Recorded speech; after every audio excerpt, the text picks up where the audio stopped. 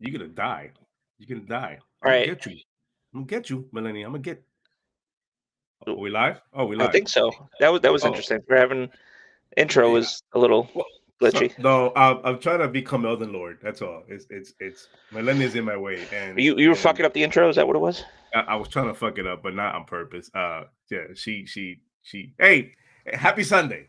Yeah, How's man. everybody today? Well, how are you today? I'm chilling. No, man. No, this game got me a little upset right now, man. It's Elden. Trying to become Elden Lord is kind of hard. It ain't easy, but trying, man.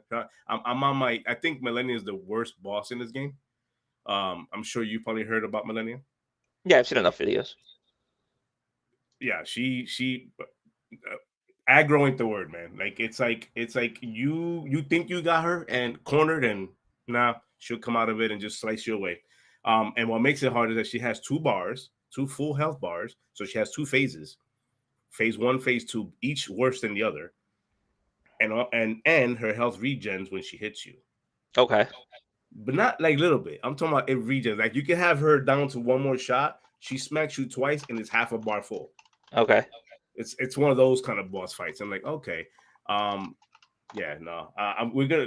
This is how we entered catching up, just into the whole. Yeah. Let's just get into it. So, What was that yeah, build that man. you had?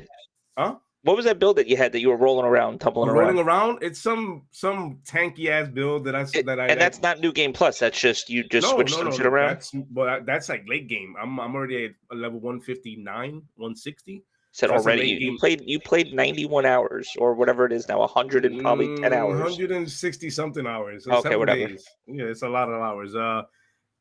It's transcend gaming for me as far as I'm concerned. Like I don't, you know me, I'm not big on awards. I can give two shits about goatees and who cares about what's the one that's the one dish. But This this game game isn't right in here, your it's not in your wheelhouse technically, or it wasn't in it's your not, wheelhouse. man. And I say this every week. Sorry, guys. Elden Ring for me rules right now, man. It literally has ruled my Xbox. Look, listen, it's created. Remember Call of Duty days? The moments it created with us in party chat? Yeah. That's this game is creating moments between you, or not you, but because you don't play, but Money, Draven, and I. Like in the chat, struggling with the boss, like, and then the moment we beat them, all you hear is fuck ass, like throughout the mic. Well, I'm And sure a we're lot all of the cheering. videos, like my brother's sending people, like between you and Money, sending to me too. Like I'm checking out all those videos. It's crazy.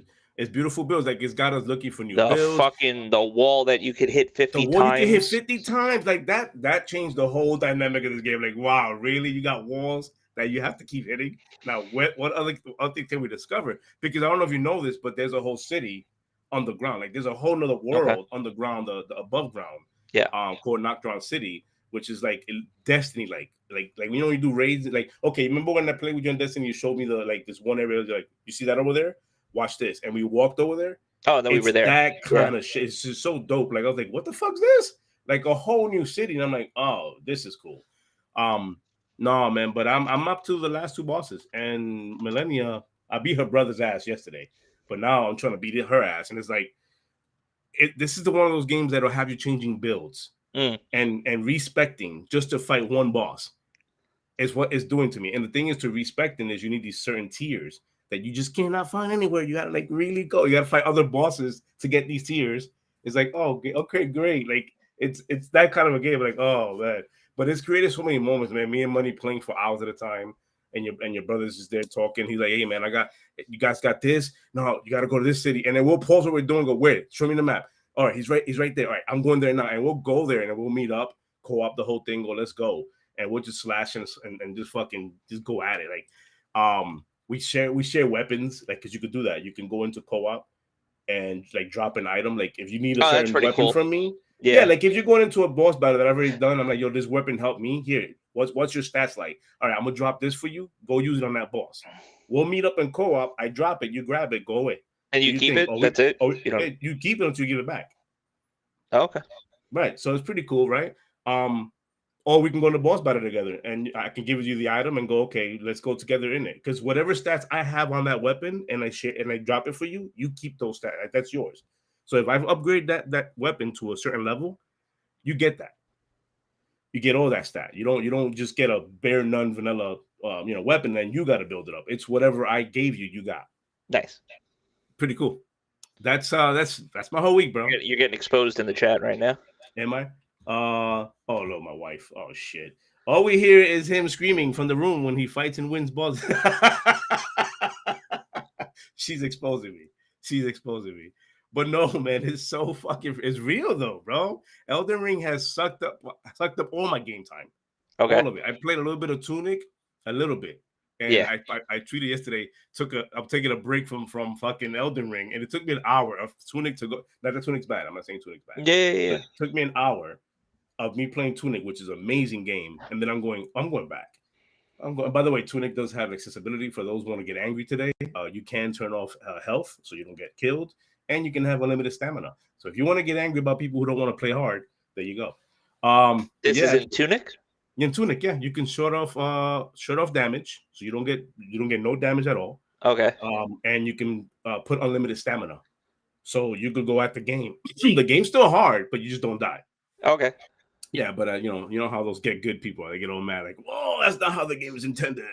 Yeah, shut up. Yeah, whatever. Yeah, but they put it in there because I guess they want people to experience the game outside of just like. It's called accessibility. Everyone should be playing the game, no matter how hard you think it is for you. Which, by the way, the setting's still there. You can leave it off and play as hard as you want to struggle through the game if you want. That's your thing. Go for it. Right. But for those who don't want to play like that and want to achievement hunt, hey, there you go. Turn that shit off and go at it. All right. So far we got Elden Ring for like the 4th, 5th week in a row for you. However long it's been now, probably 4th week. It's a month. Maybe longer. I'm gonna become Elden Lord. Like 25th it was or something like that. So basically, you've just been playing that game nonstop. Tunic. Nonstop. And then that's it. Catching up on shows. That's all. Okay. And by shows I mean ad breaks, because I don't even look at the TV. Like, I really don't. Like, it's there in the background playing, and I'm going, oh great. Oh, I catched up on one of my favorite shows I watched with the wife, House of Pain. Okay. They brought it back. I don't know if you know, it's a Tyler Perry production. It used to be on TBS for the first like 8 seasons.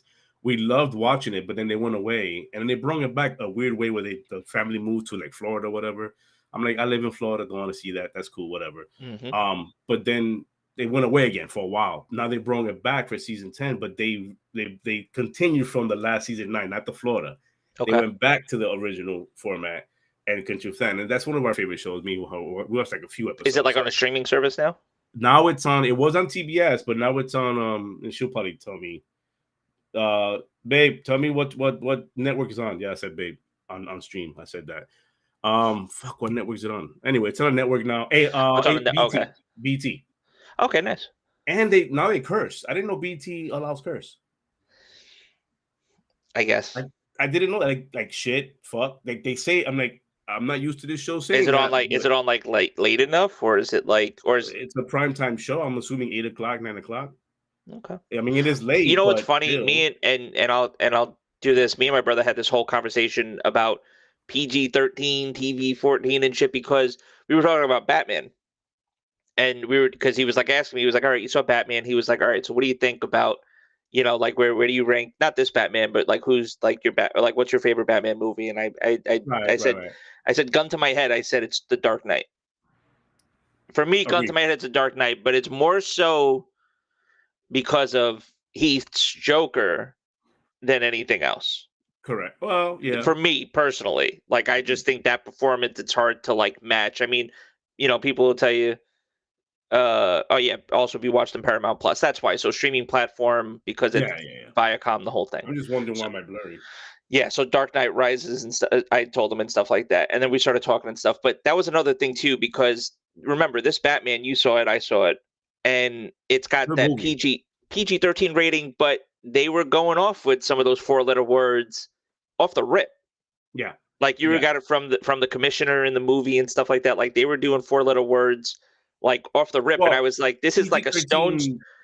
PG-13 back then to now, it's completely but that's what I mean. The PG-13 now, I think it's a joke. Especially, there's definitely a director's cut of the Batman that is rated R. I know it's coming. It's got to be coming, because it just of how visceral too. Like this wasn't like the I don't think you could really take your kids to really go see this Batman if they're not old enough or something like that. Yeah. So and that's why it's just a ranking. But then we were having that conversation too, because we were talking about like. Okay, that now that Marvel got back or not that they got back, but the Netflix shows that they were doing, Punisher and all those. They were TVMA Which, by the basically. way, Disney now has the rights to Daredevil and They're on the Punisher. platform. Yeah, And but they're on the platform now. I think Disney, they actually have a section they're do showing they? TVMA. Yeah, but now there's extra parental guidance now. Oh, They okay, added okay. more like ways that you could basically do it. So, I say all that to say, the rating system has definitely changed, and PG-13, years ago Oh, isn't the bro, same type yeah. of PG-13 that we're Back then, used to now. back then when I used to try to sneak into PG-13 movies when I was younger, be under the age 13, I was still like ID'd back then. You think they give a shit about that now? Yeah, no, It's like no, they don't. But PG-13 now versus then, big difference. By the way, shout out to Batman, the Batman, one of the best movies I've watched this year. yeah, it's a dope movie. It's a great Batman movie, but I still go with the Dark Knight. But it's a great Batman movie. I'm not gonna spoil it, but I do love him as Batman. Yeah, Love him for as sure. Batman. I love how it. I see now what they meant about it could have been a horror film. Yeah, Like I see it because it literally started off like that. Like I'm like, oh shit! Like right off the bat, that's how it started off, like the darkness. And I'm like, okay, this is a really gritty ass Batman. I like it. yeah. Um, I just I wish. I have nothing to take away from it, but I wish they would have like let it just fly, bro. Like let's let it fucking fly. And I Like I get said, it. I I think there's get it. another version of that movie that we're still gonna get, like once the digital and like the Blu-ray comes out and Yeah, stuff like that. of I course. I'm I sure there's think a we're lot gonna of shit get there that they a cut out. Yeah. little more closer to like rated R and stuff. Mm-hmm. So But good yeah, movie overall, man. I enjoyed it. I appreciate the recommendation. So I went and I went the whole. I went like seven of us went IMAX, leather seats and other reclining going on. Appreciate the people. Shout out to the people who cheered when they had to cheer and shut the fuck up when they had to shut the fuck up. Shout out to that. yeah. And shout out to the people who fell asleep in theaters watching the movie. Not gonna call them out, but they are in chat right now. But yeah, shout out to those people. But it was a good movie, really good movie. That was my week, man. I'm not gonna keep taking like it's 22 minutes of me bullshitting talking about my No, no, day, no. my week. That's good. Yeah. Listen, I was a heavy rotation of let's see, Destiny, Tarkov, Shredders. Let's talk Shredders. about a little bit of Shredders. I didn't get around to Tunic yet, but I definitely do want to get around to Tunic as well too. But a lot of Destiny, a lot of Iron Banner. I was playing, so I got to play a little bit more of it before Iron Banner ends. But yeah, man, that it was simple. I was just looking forward to today, do the pod. So had these topics set up for a couple of days now. So I'm just ready to rock and roll. But before we get into that, actually, we could say what's up to the chat. So you want to shout Yeah, some yeah, people yeah. out? Because like we have a lot in the chat. I'm like, Yeah, wow, okay. All right, let's say what's up in the chat because we are that podcast. We like including our chat in here. So other Zig made it really early today. I appreciate you, brother. I'm glad you're able to catch the show from the beginning. Let's see, we got my wife is in there, Misty Freeman. She's in here. She says she's gonna go away cook now. So I appreciate it. Happy wife, happy life. There you go. something like Then that. we got Turpin. Turpin's in here. What up? What else? What else we got? And also TK. TK is in here. I see your father's in here. DJ Vet. He's in. He said, "Watch your mouth." LOL. I guess he was talking about something you was like in reference to. Well, it was something in reference. Maybe it was Hopefully, with when we were talking about the curse or something like that. I don't know. it's Had to be. probably the PG-13 Uh cursing huh. thing. Yeah. Had to be. The Batman. Go see the movie. That's TK. One of his favorites, if not his favorite. So good movie. Go check it out. 100's up in here. Good to see you in here, buddy. Great show last night, as always. But you need to learn how to shout me out, man. Like you don't just don't ever shout me out. I don't know why, but you don't ever shout me out. Fucked But up. one I feel so lonely when he's like calling out the room, and I'm like, yo, I'm here too. I don't wanna text something and go, hey, me too. But anyways, what's up, 100? Your brother's in here, Dino, or Yeah, man. Draven, as I call him. Who else? Who else? Who else? Who else? All right, I think that's everybody. Hey, Redders. If you Redders, guys are Redders, in the Redders. chat and haven't been shouted out, just feel free to say hello. We'll shout you guys out. But good stuff. Oh, Redders TV. Yep. By the way, I did the creative content with him last Friday. If Yep. you guys not watched the episode, it's on the channel for replay. It was I don't know how to. I know I say this a lot, but the conversation me and him had was really, really good. Like it was one of Yeah. those we needed to happen. Great conversation. Get to meet each other. We've innovated. We've know each other, but not know each other kind of thing because of the Mm. XPL Party Pod. But we never met, and that was the first time we met, and it was like, oh, this is awesome. very, very good, very organic. It was a good conversation we had there, and we talked about everything, his favorite foods and everything. So hopefully, he can be on a show in the future in a podcast, sometime in the future. But he's a great guy. Go check out his content. He's with XBL Party Podcast. He's on Tuesdays. Tuesdays, they are from the UK, but it's Tuesdays. They have their Tuesday one, that's the UK one. Then they have their Thursday one, which is the USA one. USA one. So yeah, they have those two right there. So double bang for your buck, I guess. He said natural bro was good shit. Yeah, I appreciate that, man. It was really good. And it went on like always. Every guest I get on is like before and after the pre and the post show goes on for like a half hour. Like I can still record this shit and fucking sell it. Like, what do you call that shit? The extra content people fucking sell. You do Patreon. There you go. Like, I got more talking. You want to pay for that? Like, okay, cool. But yeah, that. Other than that, yeah, I'm a little hyped because I have Fago in my system. I don't know if you guys know about that. So. Well, I'm sipping on the Red Bull, but let's crack right into it. Third week in a row. I mean, listen, I feel like if we had a bingo card of like topics that we would talk about, we're getting pretty close to filling this one out too. Because I mean, we're gonna have to start going. We're gonna start going. Hey, I-90. Do you have that one on your card? Do you have that one on your card? I don't. This is. I mean, when I said, okay, I think it's good that you're, talking to the community and stuff like that. And I said, this is great. This is informative and stuff. Okay, cool. They're like making a point to like really let people know what the fuck's going on. So it's cool. This one, I think, and I tweeted about this, it's a little more interesting than I think the week 2 one. The week 2 one about ranking and stuff, that was cool. But this one is the reason why people haven't like gone one of the reasons why, because there's other reasons why people probably haven't put as much time into Halo as they might have, or they might want to have, simply because of like content, things like that. But cheating and anti-cheat and things that were promised this one more so last week's to this one jumps into the meat and potatoes was going on for sure.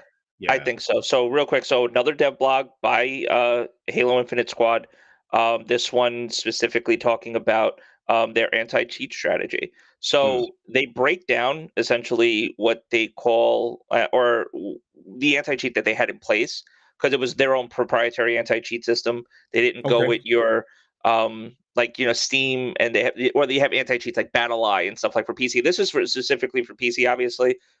Cheating has been plagued, and also too, we kind of knew that this might have been a thing also because the game was announced to be free to play. When you have a multiplayer game that's free to play, you're almost like inviting yourself and opening yourself up to those type of situations. So they kind of get into, like you said, the meat and potatoes of, what they thought about going into the core ideas that they have, preventing protection. Their system's called Arbiter, funny name. So the Arbiter. Right, yeah. So their systems, it's actually called the Arbiter. So it's pretty cool. But their idea is basically, just trying to prevent the cheating before it happens. They can't do it 100%. So what I really want to touch on is what they're looking to do going forward. Because, they understand that there's a problem. They're trying to fix it. So what are they doing? They're basically the reporting part. Right now, you can't report cheating in the game. You cannot. You cannot. Okay. You can't report. Like, you could go in, like, if you, like, you know how, like, in certain games, at PUBG, in Tarkov, if you get killed by another player, but you were suspecting them to be cheating, there's literally a little exclamation point that comes up.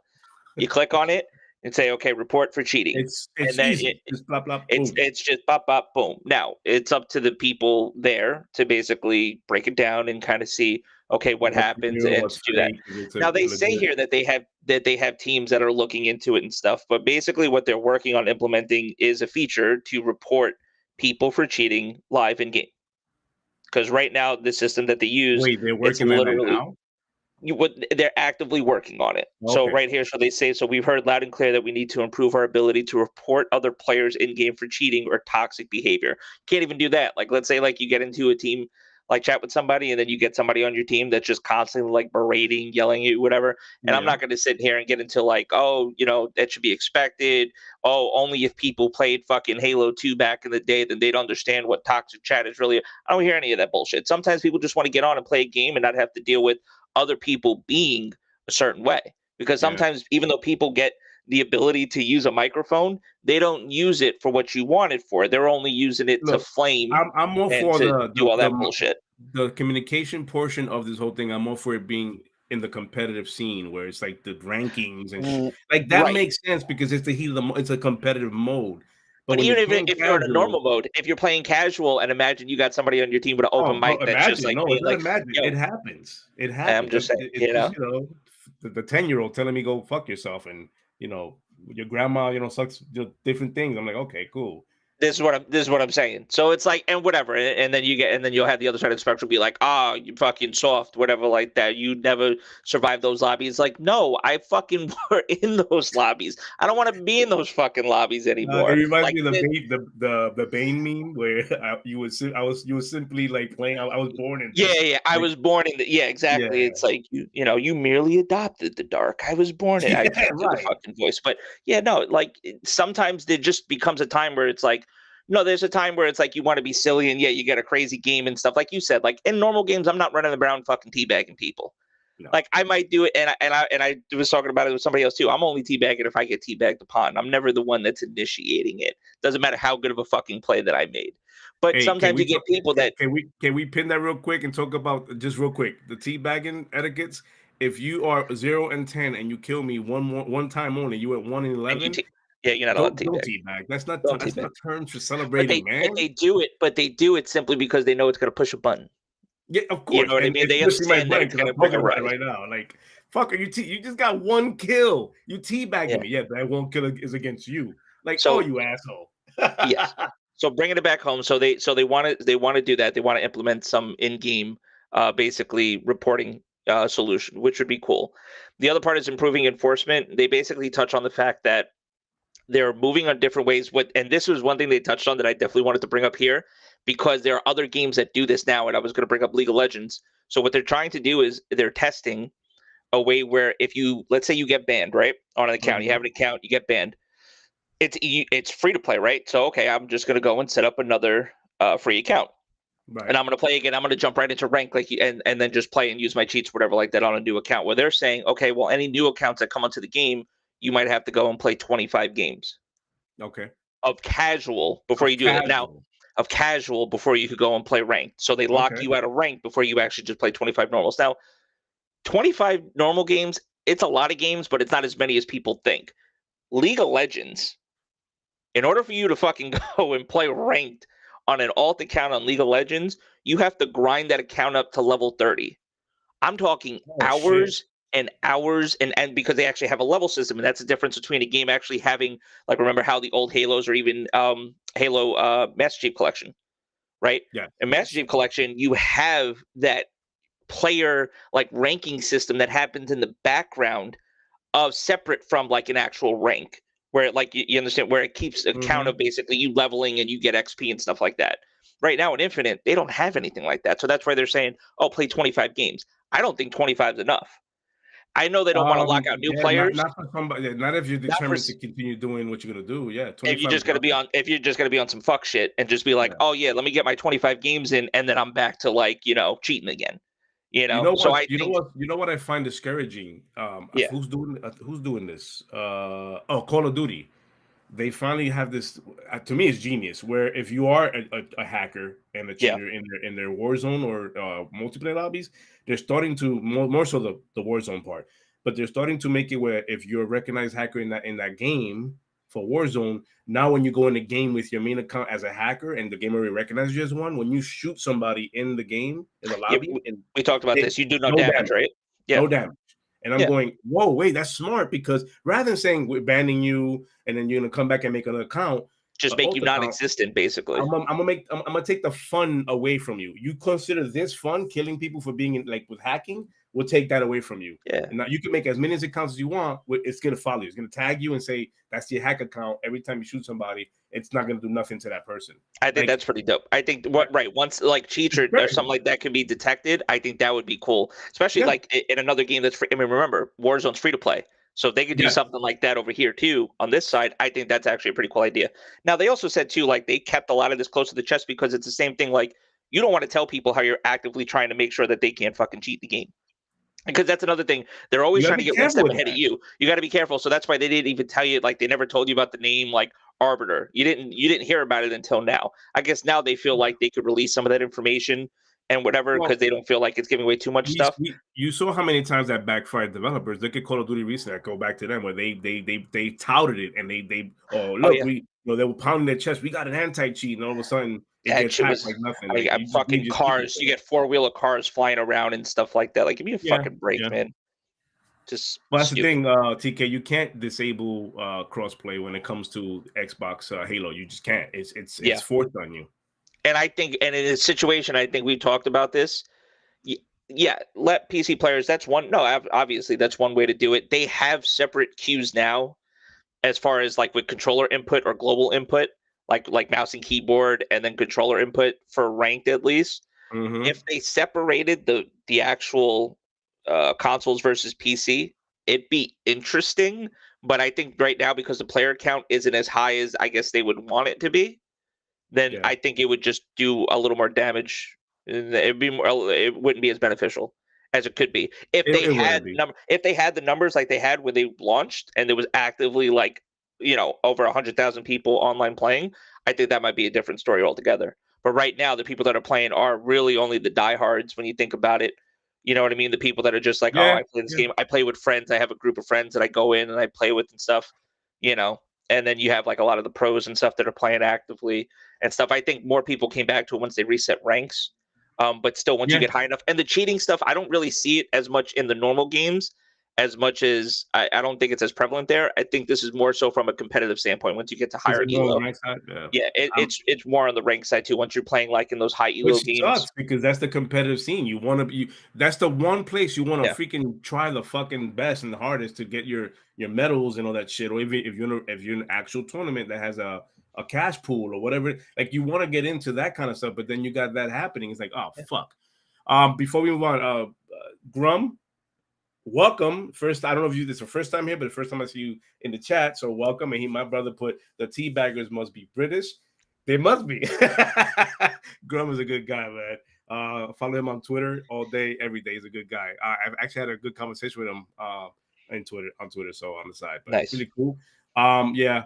No, go ahead. I'm sorry. I No, agree no, with you're good. I mean, so yeah. yeah, so I mean that's pretty much it on that. Now, so the cheating stuff is cool. Now I'm wondering, we're getting close to the end of the month. I know we talked about this a couple of weeks ago, come April, because their first dev blog was talking about the new season and stuff. I Mm. wonder how much of this they're going to keep up if they had this plan, because you know what I mean. Like this seems like this was like a planned thing, like info dumps. Because you could kind of look at this. It's not a roadmap necessarily, but it is in a certain way because now they've given you 3 straight weeks of Well, for me, information dumps. if you're the reading type like I am, it is a roadmap. If you're the reading Right, type and like don't mind reading, and go beyond the headlines, this is right. good. I like it. This is information I want to read, Yeah. and form my own opinion and not go crazy on it. I'm curious to see what's next now. Like what Yes. is like, you know what I mean? Like what's the next devlog article? Is it going to be Hmm. this is how we're designing new maps, this is how we're thinking about bringing content, or is that stuff going to come with like the marketing rollout in April? Like I'm wondering, like, because right now they're on a 3-week streak. So I'm wondering when does this get too much? Because sharing is good. We want that from the developers, right? We always ask for that.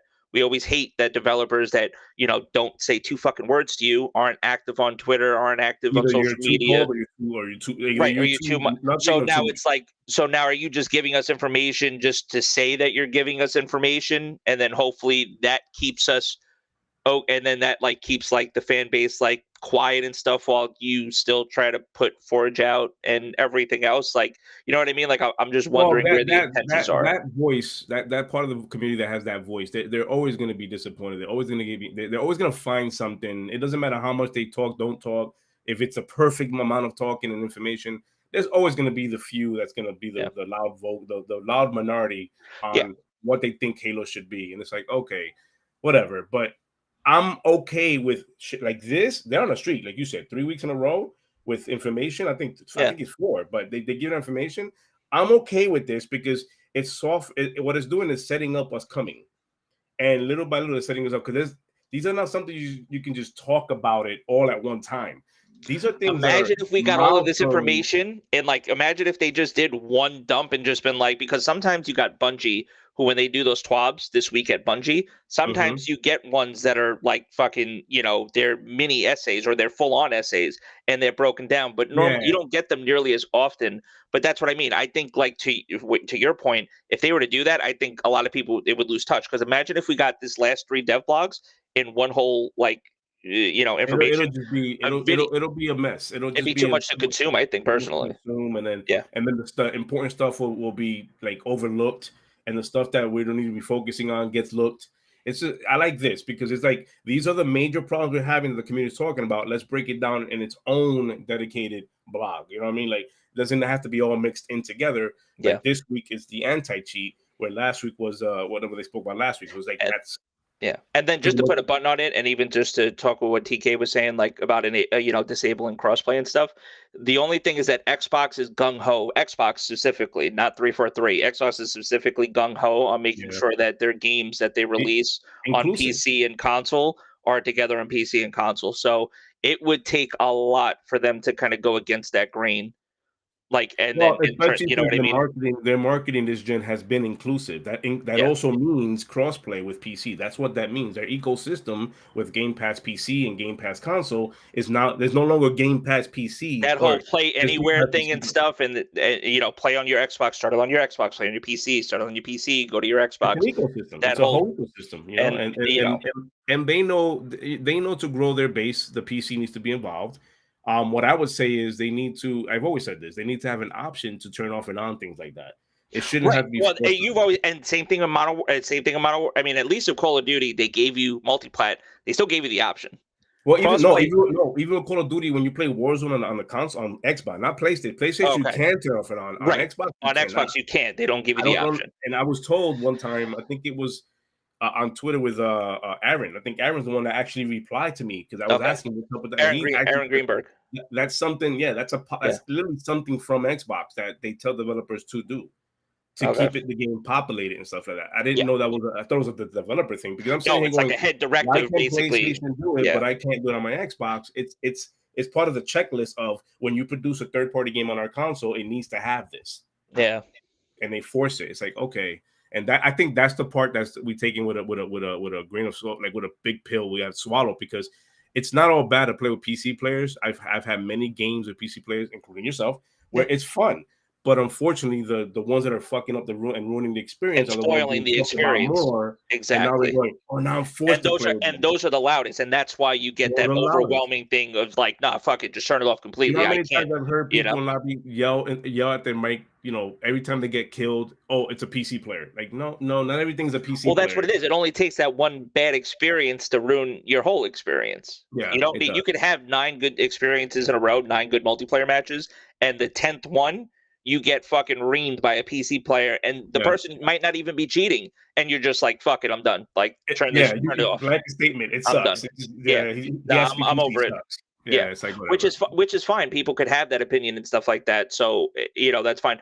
But I think once they fix an opinion at the end of the day, once they fix a lot of the cheating issues and they add more content and the player base comes back up, basically, and the player numbers come back up, I think Halo will be in a good position. Once that season 2 content drops, the number. It's a live game. It's a seasonal game.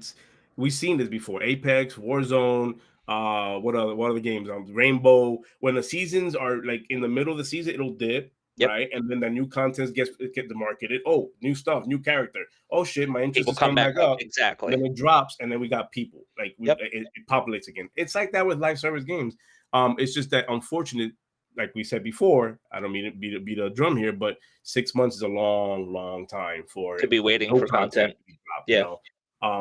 You still can. And I'm not counting skins and these little free to play. Not the bunny ears or cat ears or whatever. None of that. Yeah, giving me new skins and stuff. Granted, I got back on because I got the optic skin because I'm a huge optic supporter and stuff like that. So I got the optic skin.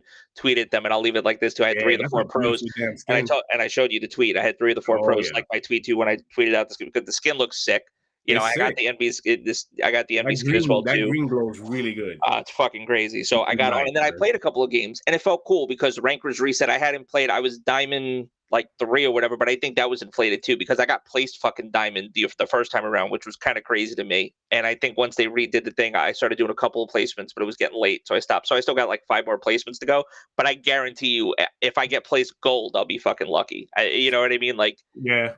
It's so crazy we'll see. As a gamer, my like me being a gamer, the evolution that I've gone through with games. Because I remember when I like playing games like on PlayStation with SOCOM 2. We talk about it a lot.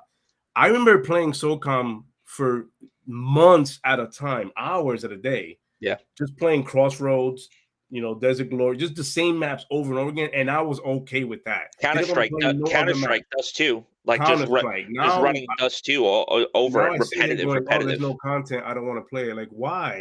It's Yeah. crazy. Like the evolution of me being a gamer, I went from that to now I'm like, I want more content. When back then we used to be okay with playing Zelda and Mario Brothers and fucking SOCOM and all these like Counter Strike, the same game, same content over and over again. Before season passes got introduced, before loot crates, all that, before microtransactions. I think Counter Strike was one of the first to corner that market when it comes to like selling a knife for like hundreds and hundreds of dollars and that kind of stuff. But I remember we used to play video games and not worry about what content dropped. I remember that. Yeah, just playing the game and then getting excited when new DLC came out or whatever it was. The good old days of having to go to a store to pick up DLC. Go, TK has a love. He loves PC. You can tell he loves PC. He loves it. But in a sadistic kind of way. So to move forward real quick and to transition, I don't really have a good transition, so I think we're just gonna like pop into it real quick. Halo. But in other Halo news, like let's talk about this. I mean, I don't even know if I want to spend too much time on it. The show's coming out this week, the 24th. Mm-hmm. By the way, there was like a typo in one of their tweets. They had like a promotional tweet, and they were like, "This Thursday." It was this Thursday, Halo, this Thursday, and we're in this week. Yeah. And it was like Wednesday that the fucking tweet came out, and then it says this Thursday, and it's like it's not this fucking Thursday. No, not this Thursday. It's next Thursday. Yeah, but you know how many people are not in tune to this stuff are thinking, "Oh shit, tomorrow." When the tweet came out, so that fucked me up. And then I see this. Now it seems clickbaity.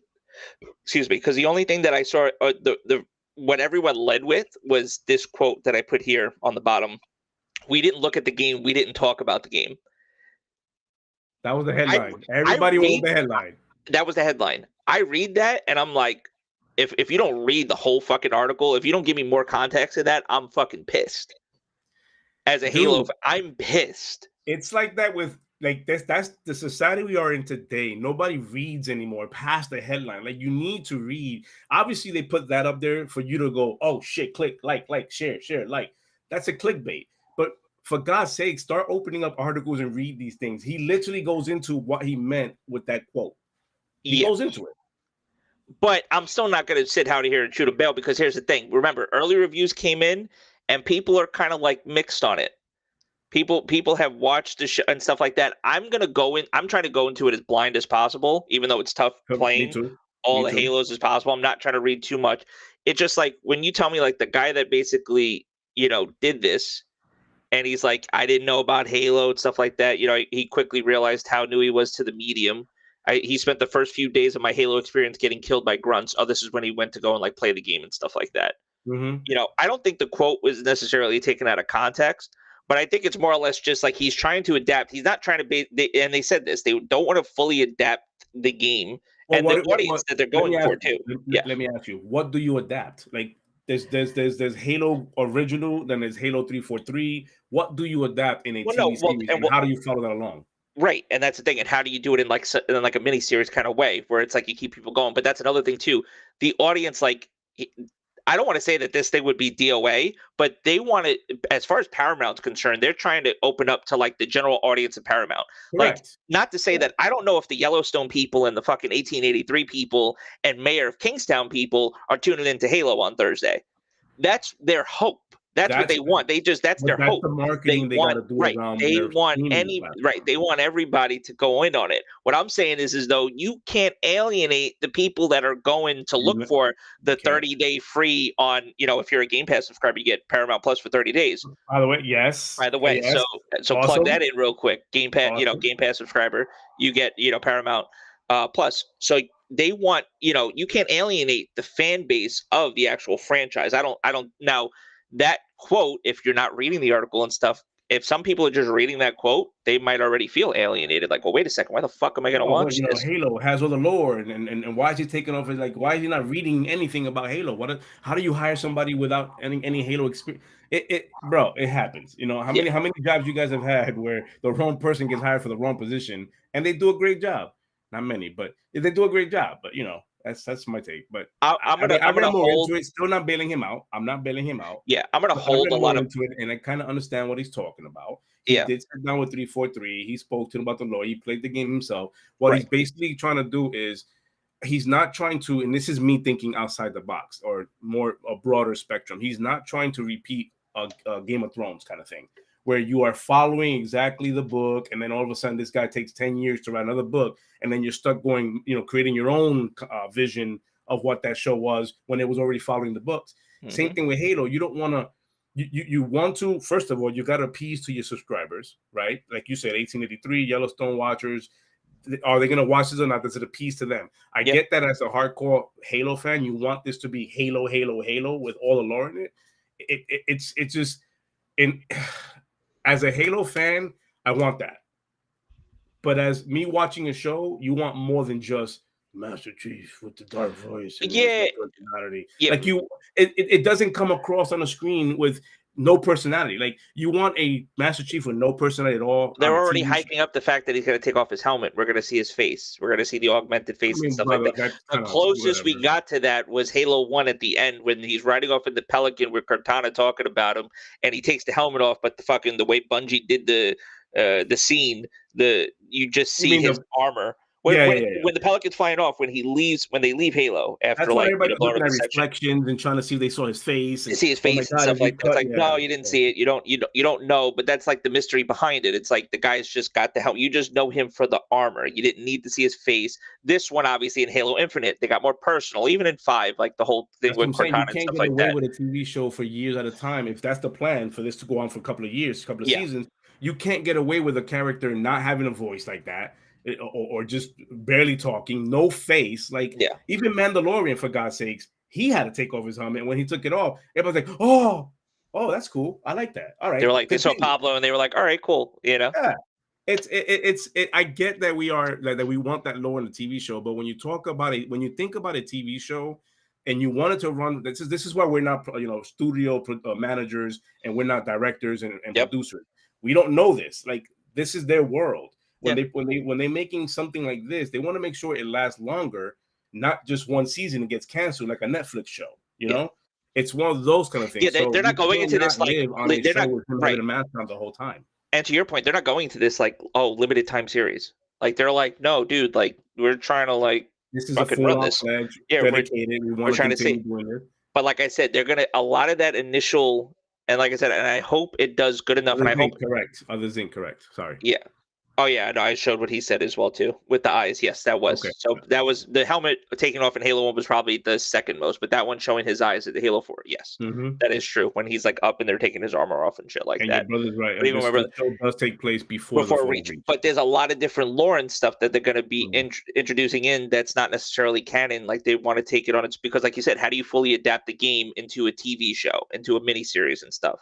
So they have to do it in a way where it makes sense for somebody who's doesn't know what the fuck's going on with Halo. If I don't know nothing about Halo, because there are people, guys, that's what they're outside of our world that exists. Don't know. My wife doesn't know what the hell Halo is. I mean, she knows because of me. She knows, right? But she doesn't know Halo. For her, if I need to convince her to watch, or like, let's say I got to convince her to watch Paramount Plus because Halo's on there, I want her to watch the show and not be lost in the whole goddamn thing. I want her to be like, oh, I can relate to that character. Yes. Oh, that character. Okay, I understand this now. And then have her come into the video game world where she plays Halo. Think about that. Like they're trying to lure the non-gamers, the ones that are not playing Halo and Xbox. They're trying to. There's a marketing here. They gotta make it easy on the eyes for them and the writing to bring them into the fold, and hopefully, in hopes, they get that turn base where they come into the ecosystem of Xbox, so they can start playing the actual Halo game. See, this is me thinking outside the box. I'm just going, yeah. And Turpin thinks he's a comedian. What he wrote? Look. They wanted me to come in as chief for it to be the most realistic, but I had to turn them down. Hey, Turpin, I didn't want to give those secrets out, man, but hey, bro, now that it's out, man, why did you, like, I'm gonna have you on Creative Corner, man. Why did you turn it down? Like, that's a good question. That'd be a good topic to explore. No, I mean, we are all absolutely in love with the Halo. If you play Halo, you enjoy Halo. Yeah. It is because of lore. It is because of the universe. This will be cool to actually talk about next week after the first episode comes out. So I'm actually looking forward to it. So, obviously, anybody else that has any, thoughts and stuff like that, be sure to, type it in the comments and stuff and let us know how you feel about it. Like I said, I'm not going to sit here and take this as like, oh, no, they're fucking it up or whatever. I'm not going to do that. I'm going to wait. I'm going to watch the show. I'm going to give it a chance. And I'm going to see how I feel about it. Exactly. I'm not going to do that. So yeah, it's like anything else. I don't know what it looks like. I haven't seen I've seen trailers on it. You've seen the trailers of it, and the trailers got me excited personally. I'm excited for the trailers and stuff. Everybody wanted to shit on how Cortana looks. That's perfectly fine until you see it. You saw it in a trailer, but until you actually see it play out. I learned a big lesson this year when it comes to judging a book by its cover. Elden Rings is one of those things where it's on the pod. That's a fact. I'm not interested. No, I was gonna say we got the receipts for that one. Right, we got the receipts, and here I am, fucking 160 plus hours into that goddamn game, and so I will no longer judge a book by its cover. Like it's what it is. So I'm excited next week, and we get the 30 days, through Game Pass, free trial for 30. I mean, they call it a free trial, but it's a whole fucking month. That's 4 episodes. That's 4 episodes of Halo. That you could be watching through the Game Pass perks. I'm assuming it means you never had a Paramount Plus activated before, or you can just or maybe I think you just tack onto it. Yeah. You're able to just tack onto it. So yeah, man. So that's it. So let us know what you think in the comments about the show. If you're happy for it. Yobi's in the chat. Yeah, Yobi's been in here. Yeah, he snuck in before. Oh man, that Miami episode with Lemon yesterday, that's pretty hot. I like that. The way you guys did that whole format thing with the 108 Dragon show, that was pretty cool. They in Miami. I'll tell you definitely though, this next topic, this definitely got me hyped. This video drop, this shit is crazy. Just the more and more shit they show, the more and more they show on this, man, it's like, yeah. It's hype, man. The levels on this shit is like on a whole different level. If you guys don't know what we're talking about Starfield. It's crazy, man. These vid docs that they're doing are every time they show a different one, it like really tops the last one. And this last one is shown that when they talked about how, look, listen, I'm drawn to every planet is the size of Skyrim. The fact that your ship can be customizable, the fact that you can join bad guys or good guys, listen, but here's my thing, and I'm gonna be that guy for a second before I even get into playing this. I've heard Todd Howard say some fucking shit during some conferences and stuff like that. This is God Howard. I'm just saying, a fanboy. All right, that's fine. I've heard God Howard say some shit, specifically when it came to Fallout 76. Okay, I'm sorry. Don't spit your drink out. Don't do it. Why? Just saying. No, because I'm gonna fucking do it. I'm gonna be that guy. Because listen, it's not. I can't just be rah. Bethesda. I'm not gonna do that because he's made some promises and he's talked about it before. He's talked about games like this, like with that passion and that. Oh my God, this is gonna breathtaking. And he's used words and done this, and then the game comes out, and you're like, the fuck is that? Okay, so I gotta. And I'm not saying that that's what Starfield's going to be. I'm just saying I've been talked to a certain way before, or as a fan, as a gamer, just looking forward to projects of this man and of that group of developers, all the people at Bethesda and stuff like that, and then to see what came out from that. So I'm just saying I need to see more. And I want to see more because I'm very excited for this. Looking forward, so I'm gonna play this. I have let's have a look at what they showed off. It's about a 5-minute video, you guys. It's a 5-minute video, so we're excited about it. It's a level of immersion that we really focus on. You're not just playing a game, but you're living in this world, in this universe. It's a giant open world for the player to do what they want. You feel like you've had an impact in the world. You really feel like you're there. There's certain, types of entertainment where you're just experiencing it. You're taking in what the creator wants you to see, and they draw that dotted line between this happens, go here, do this. The more that we can put you in the situation where you're going to decide. That's what makes video games the best form of entertainment that they are. True, by the way. True. Maybe. Anybody sitting here still in 2022 trying to say like video games are nothing like movies or TV or stuff like that? No, Fucking get over yourself. This is the closest to interactive movies we've ever come. Probably almost a $20 billion fucking industry annually. Can we talk about the set they're on too? How the atmosphere they set for this video is like, oh, it's great. This has Bungie VidDoc vibes to me. Oof, yeah, that's what I'm saying when I talk about like when you turn on a Bungie VidDoc and you get that and you hear the music and you hear. It's not just them talking. You're like the music, the feeling, the ambiance. Yeah. I'm getting that feeling. So let's go into it a little more.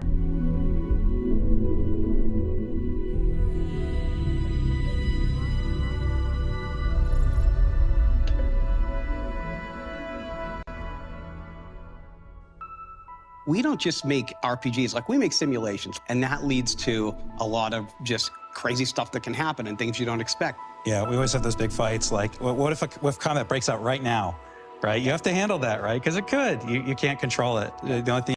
That guy is so nervous when he speaks. Like, I got the nervous thing when he was speaking. It was like we fight, and there's fight, because that if you don't know the development world, there's a lot behind the scenes that we don't know. There's a lot of push and pull behind the scenes that we don't know about.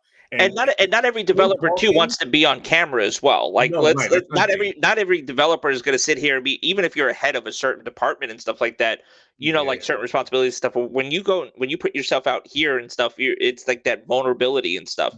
If you look at his eyes, he's looking for confirmation on the statement he just said. He looks for confirmation. Like, is it okay if you saying this? So we don't want to overanalyze as well too. But it's in a lot of different videos. If you ever see developer blogs before, even from other people and stuff, you kind of get that vibe from people. So yeah.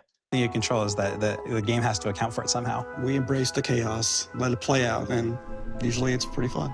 A lot of us have been doing this for a long time together. And it's nice with Starfield to go back to some things we didn't do, the backgrounds, the traits. Edit the name, God Howard. God Howard. Drop that meme right there. Drop the T, add the G, drop the D. That's it. All God set. Howard, maybe it's God Howard. The defining your character, all of those stats. And I think there's so many games now that do those things, that people are ready for something that does a lot of the things that older hardcore RPGs, some that we used to do, doing those again in a new way. We've always allowed the player to create really interesting, unique characters. This game, we've definitely severely leveled up. The tech is based on scanning of real-world models, similar to the photogrammetry we do in our landscapes. We're kind of applying the same thing to our people as well. Because it's not just the appearance of your player and all that, but we want all the personal interactions of NPCs, other characters in the game, to be as impactful as possible. And for that, you have to believe these are real people. You're a real person interacting with real people. One of the big choices is which part of the game world am I going to engage in? We always make a bunch of different groups that represent some of the major factions in every game. And in this one, we've got the United Colonies that represents the future Space Republic idealized. You also have the Freestar Collective, which is the space Western fantasy, people that are out there on the frontier. We've got Ryujin Industries, which represents corporate life. I think it has one of the best starts. You like that? Of that old corporate life. Stock trading, like imagine being like, oh, let's see, is platinum up or platinum down, like future trading and shit. Like if they have that, because this is stuff like games like Star Citizen are doing and stuff like that. If you're going to tell me that I'm going to get a Bethesda game with qualities like that, where there's going to be like almost like a stock market, like in-game mechanics and stuff that are going to do that with mining and stuff, like choose your job, choose the faction you want to go to, and then that's a certain thing, like, because that's what it feels like to me, like almost like job classes and stuff, depending on the faction you're going to go with, depends on the type of person. Are you going to be a marauder? Are you going to be like a thug, like a thief? That's the work thing. in the corporate mode, like this here, where you could be a thief, you could be a bad guy. You don't have to, like, you can.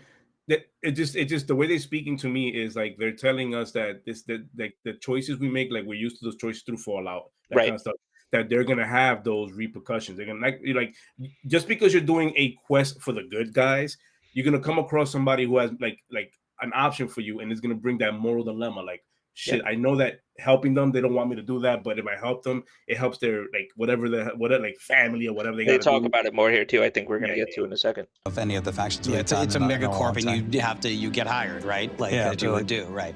We'll play for our job. We'll see if you cut the mustard. Right. Yeah, I love approaching it that way where, okay, what makes the world feel whole? What are the groups that would make it feel whole and believable? And then how does the player interact with them? You know, what we're doing with the pirates, the Crimson Fleet as well. They're not just this foe, let the player join them. What does that mean? The cool thing about Crimson Fleet, you know, what if you're a good person and you want to be a good player and you don't want to play as a bad guy? You can side with the pirates or you can report back your superiors and be like basically space cop type of thing. So let you be a good person. Everybody took that space cop. Like they heard space cop and they said, wait a second, hold the phone. They said, I could be a cop. But we ain't got no snitches. There ain't no snitches over here. We ain't snitching on people. That's not, we ain't doing that. So you could be a space cop. Like imagine just that's because that's almost like RP element like type shit. Like it really brings out that role playing element. Like you can really decide there's no direct path on how you want to play you could really decide like what you want to do in the game. When you talk about an RPG, that's right there the foundation of an RPG game, that you giving you that freedom. Allow me to choose how I want to go, and then your game just supports that narrative. How about that? Like I want that. Yeah. And still play with the bad guys. I think that's really cool too. It seems like no matter what story we write, the one the players tell themselves is the one that they think about and love the most, and the companions. Hello, Captain. How may I be of assistance? So something we really, leaned into on this game, how the fucking number 5 looking robot. Anybody want? Yeah. Short circuit reference. There you go. Those other characters felt about you. That's probably my favorite part. Like when you're exploring and then your companion makes some comment off the cuff about something that you're checking out or something that just happened. It just feels so perfect for immersion. It's so believable. You think it's a real person. So, we knew we wanted to do some kind of persuasion minigame thing. Yeah, we sat down and it was funny. We didn't start with, let's do an evolution of, let's look back at the old Oblivion system, but there are a couple of beats there. You have to think about, what's my risk here, right? Which one do I want to choose? We didn't want it to be a system where there was definitely the right thing to say. It feels like you're having a conversation where you're actually trying to persuade somebody of something. So it's actually, I think it's, as far as new systems in dialogue, I think it's definitely one of the most successful ones that we've had. And I'm going to touch on that a little bit more too. So this is like the Mass Effect thing, like the whole BioWare thing, where you feel like, okay, there's the Paragon answer, and then there's the Renegade answer. It's like, no, like the way and it's never really been necessarily like that in that Oblivion, like that, the way that they've set it up, the way Bethesda set it up.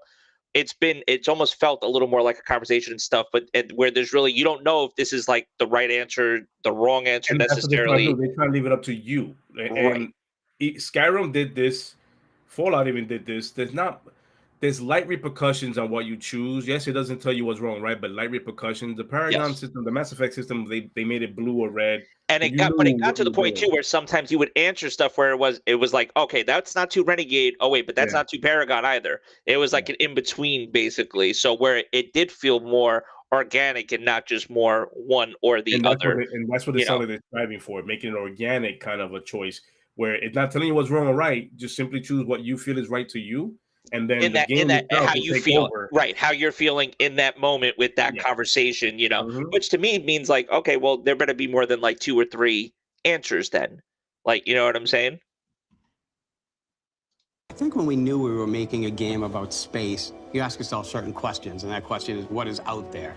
And so, as a game, we have romance, adventure, mystery, but I think with Starfield, there's this other layer of the cosmos and the universe and what is out there. At the end of it, we want the players to have told their own journey, but then look back at it and we're asking the big questions. Why are we all here?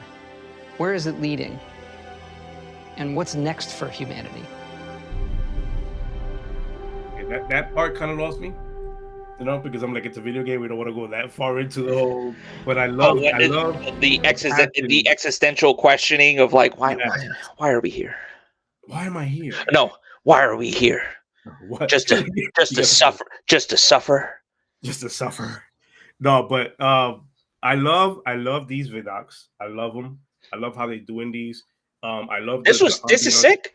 This is It's sick, and really this good. isn't. This is It 5 really minutes. and you see others thing said this when I mentioned the guy looked like he was nervous, but no, it's passion, and Yeah. I 100% agree with that. It's passion the guy was showing, and I absolutely love when they have people on these panels that are not just talking point. Like Todd Howard and the rest of them, like just talking points. You have they're all talking with passion, like this is their baby. This is something they've been creating for 5+ years. Yeah. And so much so that they like, no, we're gonna do a new engine. We're gonna do this. Like they kept reintroducing new stuff to it.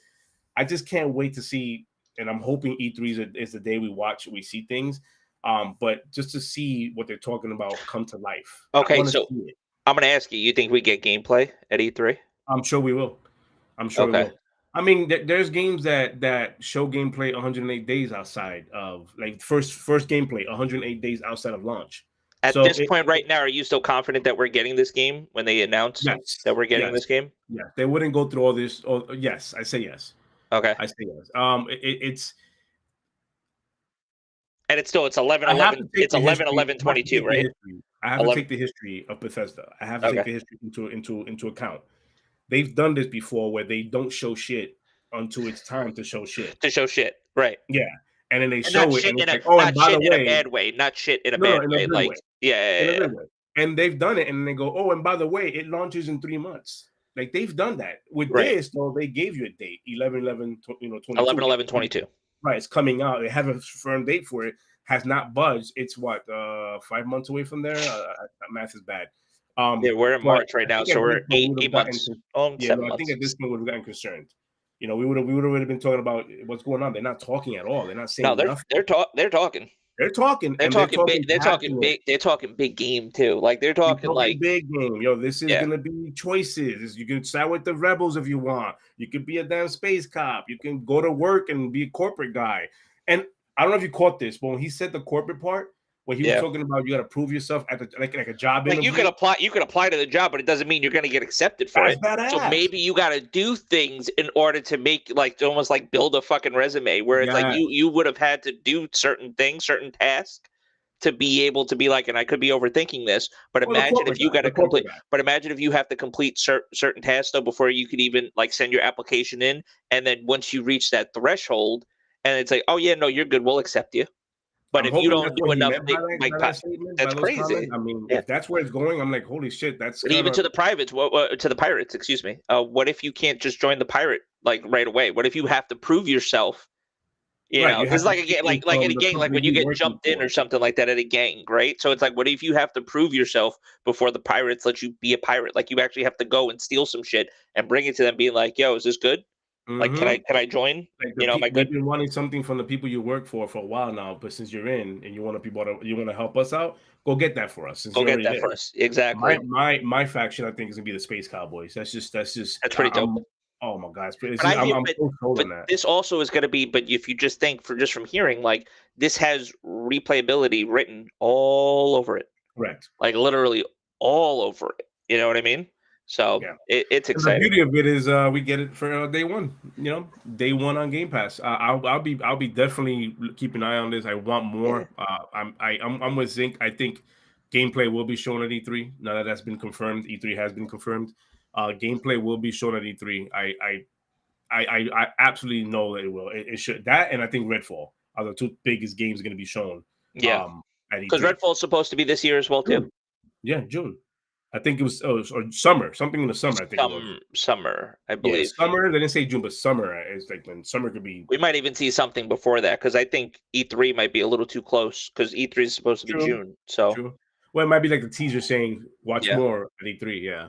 But no, this game right here, if you're not hyped for this, and I get it, people out there saying, why are you hyped for a game that hasn't come out yet? You don't know nothing about it. No, this in itself is making me hyped. It's the same thing. Like it's same thing when you watch a trailer. It's like I can't wait to go and see that. I can't Like wait a to movie watch trailer. that. I can't wait to watch that. This I can't wait to play this. Like this is making me more Forza, excited for it. Forza Motorsport. We haven't heard about that.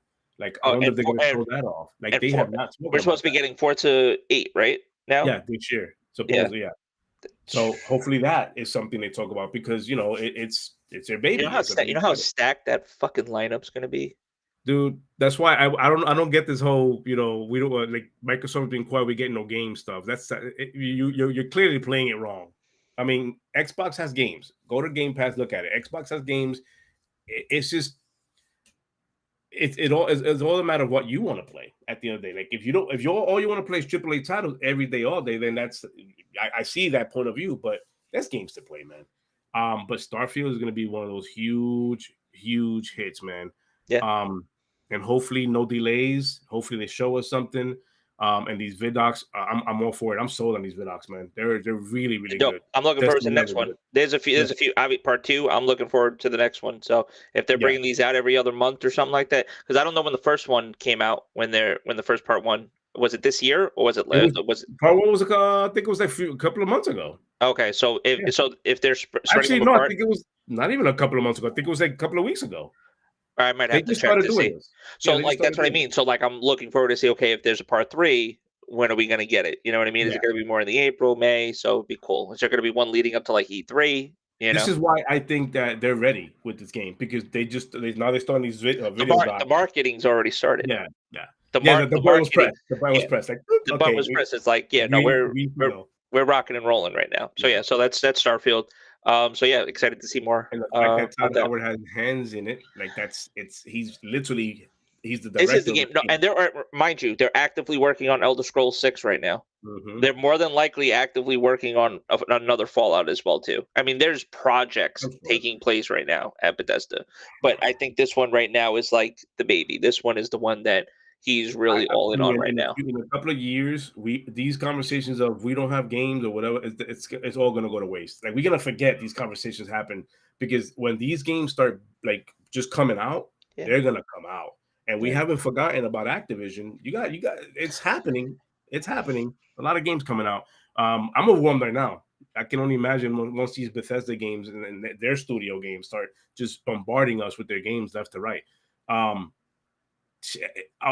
can hope they stick to quality and production of the game, and it looks like Starfield has that. That look of quality. If that was because I know they said in game that one time when they showed up and I don't want to speak too soon. Like we're gonna see more, even though whatever section they decide to show us when we do get that first gameplay, like that actual walkthrough and stuff, that live gameplay, or it could even be recorded gameplay. It might not be live, but whatever they do that. 5 games, Obsidian.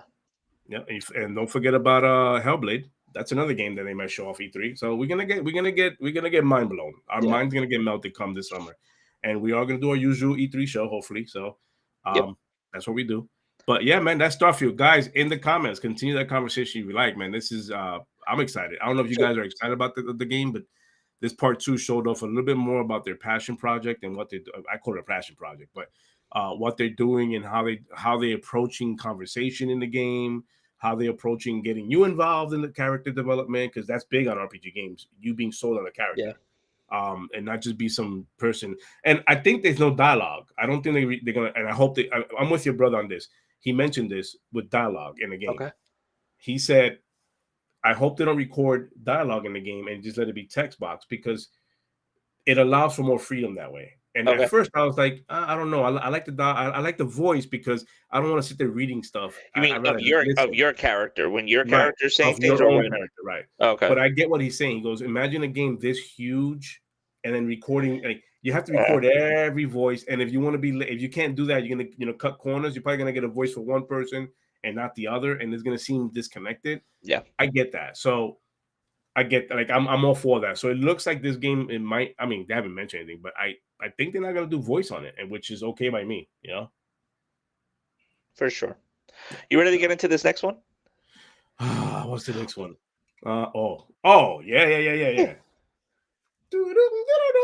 Yes, go ahead. That was my shitty version of my spell casting on Harry Potter. Harry Potter. So Harry Potter, are you excited for this? After watching this, I think I got a little more excited for it. So I wasn't. So I guess we should start this conversation starting like from the beginning. Like I've watched all the Harry Potter movies. I didn't read the books. I didn't read the I know a books. lot of people that read the books that, you know what I mean, that they were diehards, went to go see the movies, loved it, stuff like that. Changed It's their cool. lives. I Some haven't people seen even say any. that. I haven't seen any of the Fantastical Beasts movies. I know they're supposed to be really good I've as well seen too. the first two. Oh my god, you gotta watch. And I guess we just need to get this out the way as well too before people start fucking rushing in and trying to like cancel us for some bullshit. This isn't a full-on support of any beliefs. One thing is, and they said this, and this has also been, and they have to repeatedly say this because people are already starting to get like into them about even making this game. There are people that are like, why are you even making this game? Because there's a group of people online that because of the J.K. Rowling standings and, which I think anybody with like, just like anybody with common sense is basically like, all right, like they could realize like, okay, she made this like amazing world basically. And then, but now we could like just fucking remove her from it. Like, thanks for the world, but we don't fuck with you and things that you believe in and stuff like that. Like, thanks for giving us Harry Potter and the Wizarding World and stuff. The and extent now of leave. his goals is just they're using a world that she created. That's the extent of it. That's She's not basically making any more money off of this. She's not involved in it. Yeah. She already made her Harry Potter money. That WB gave her that money already. Us not supporting the game, or if we're going to support the game, does not help the cause of her being. And she's a shitty person. I agree, but with her comments, but it doesn't do nothing whether you buy the game or not to her standings. Her financial freedom is there, regardless of you buying this or don't buying this. I get if you want to don't buy it, you want to make a stance. I get that, but I'm separating. I choose to separate the two entities. JK's one thing. This video game is another. I'm okay with saying I want this. I want to play this. I want to enjoy this. It's Harry Potter. Now, for me, it really changed things in my life, aspects and perspectives in my life. Watching these films, right? That's what I mean. And different people have those type of responses and stuff like that based on like their memories of watching the films or even reading the books and stuff like that. This is the first. I mean, we've had Harry Potter games before. I don't think they did a Quidditch. They did a Quidditch game. They did like weird, like it's fucking weird. Yeah. This is right here. This is full on like RPG. Oh, look at this Harry Potter year 5. You know what I mean? Like your year 5 that takes place in the 1800s. This is before any of the current stuff going on right now with the Fantastical Beasts and stuff like that. And before this is, but it's I at think it's Hogwarts. Year 5. No, it's year 5 of you as a student. You're a year 5 student. Okay. But it's not just year 5 specifically, like from Harry Potter. Like this is, like I said, 1800s. Just the student portion of it. And it's Hogwarts, and they take from the lore and the idea basically of Hogwarts. Oof. Even if you remember from the movies when the staircase moves around when you're heading up to your dorms and stuff like that, and the movie, like all of the stuff that you're seeing here, like they went into some sick details. Like it was stuff like that got me, excited. That and these all look like was it Dobby? Remember like Dobby, yeah. Dobby. But, like it honestly, it looks like a lot. It looks like a lot of fun. Like it, whether or not you're a fan of Harry Potter, it looks like a lot of fun. Yes, this was shown during State of Play. Yes. Sony has the marketing rights to this. That's why you got it at a State of Play and stuff. And automatically, and I'll speak to that real quick. That's turning a lot of people off. Like people are just that has turned a lot of people off because it's being shown in good ways and bad. Like people are like, oh look, Sony. People are it's it's both sides. It's dichotomy of the situation. Oh, you know what? Right? People that are coming out and basically like, oh, this is gonna beat. You seen the one rip Starfield. That fucking hashtag. I almost fell off. By the way, let's not promote that shit. No, I don't want to, but I'm just saying I saw it and I thought it was hysterical. But that's fine. But to say recipe Starfield, this is like as if this was an exclusive. I'm going, no, it's multi-plat. First and foremost, it's multi-plat. It's gonna be on. I can't wait to play this on my PC. I don't think you want to tote the bag or the flag of it's exclusive to PlayStation, especially with the heat it's getting with the J.K. Rowling side of things. Right. Like, you may not want to put that heat on you, but thank you for PlayStation for marketing this game because I will be getting this on my Xbox.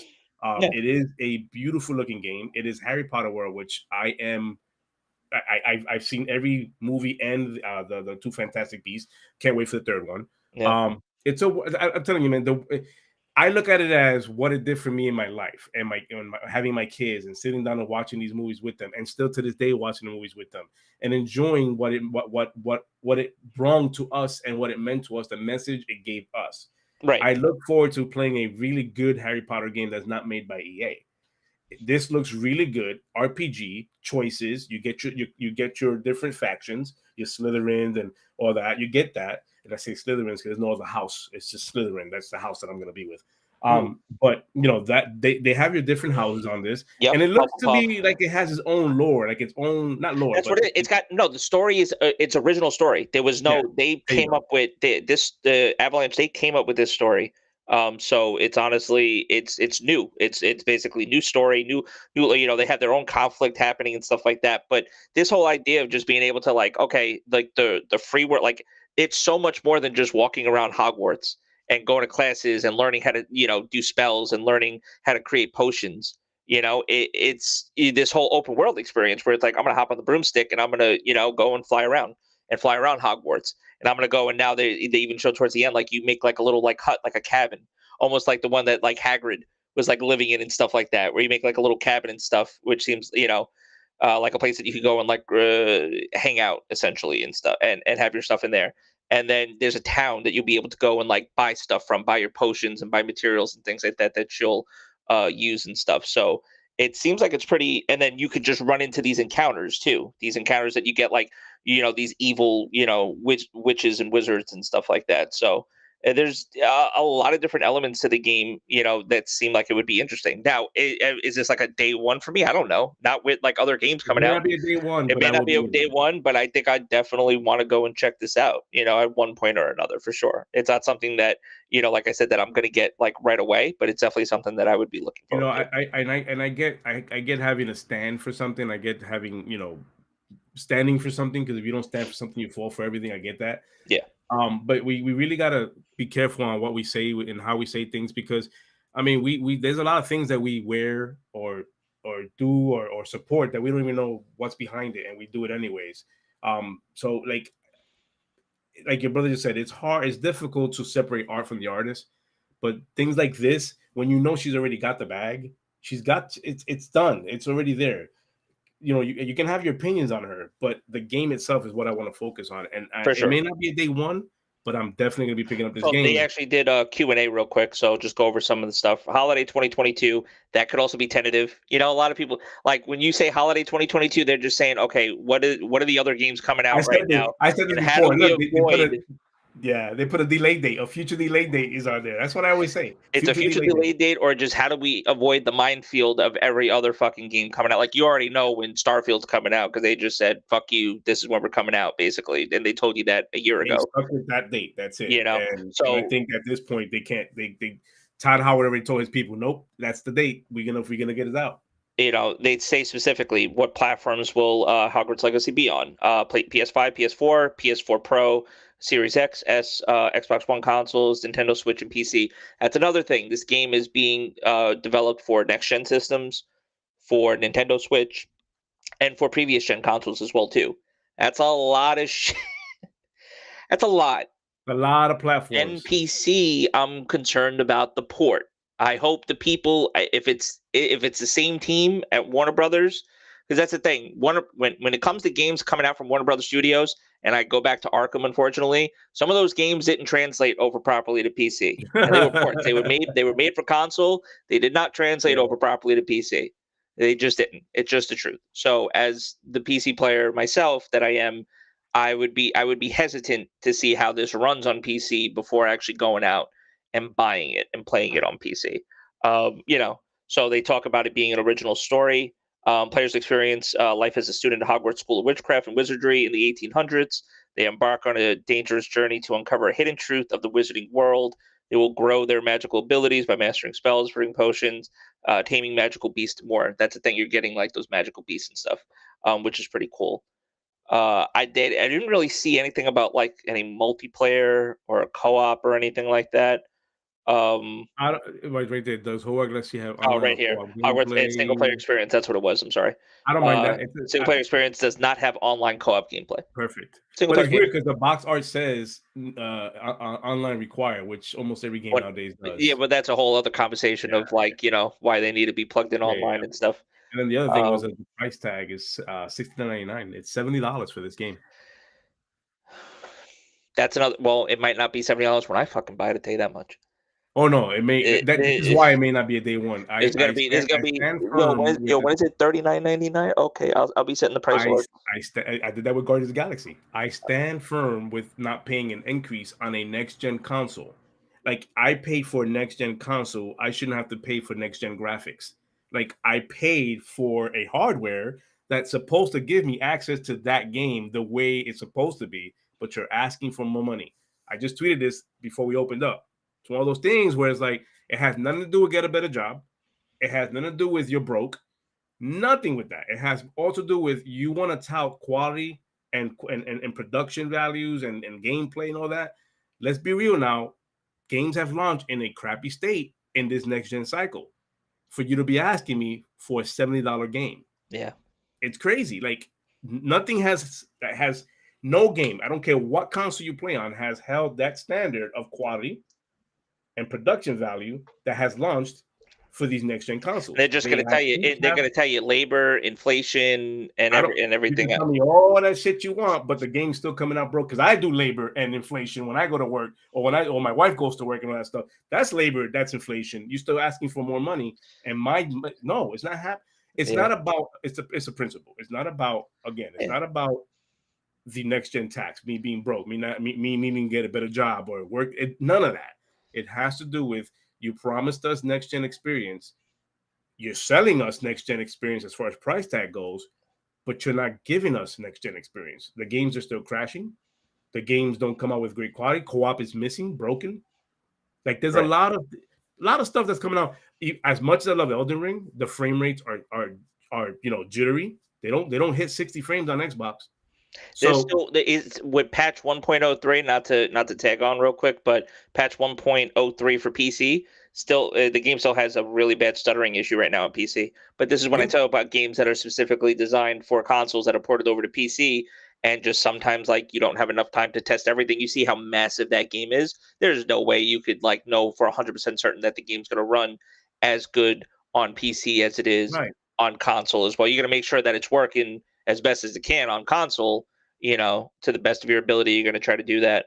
But, of course, you can't guarantee anything. But they're actively, what's good, at least from Software, is that they're actively releasing updates to try to fix the issues. So they're not like just letting it like happen. Like they're trying to push out updates. I mean, from what I'm not really followed from Software other than the Souls games and what I've been told about them. But your brother's a good source for that, and he always tells me these guys are always working on their games.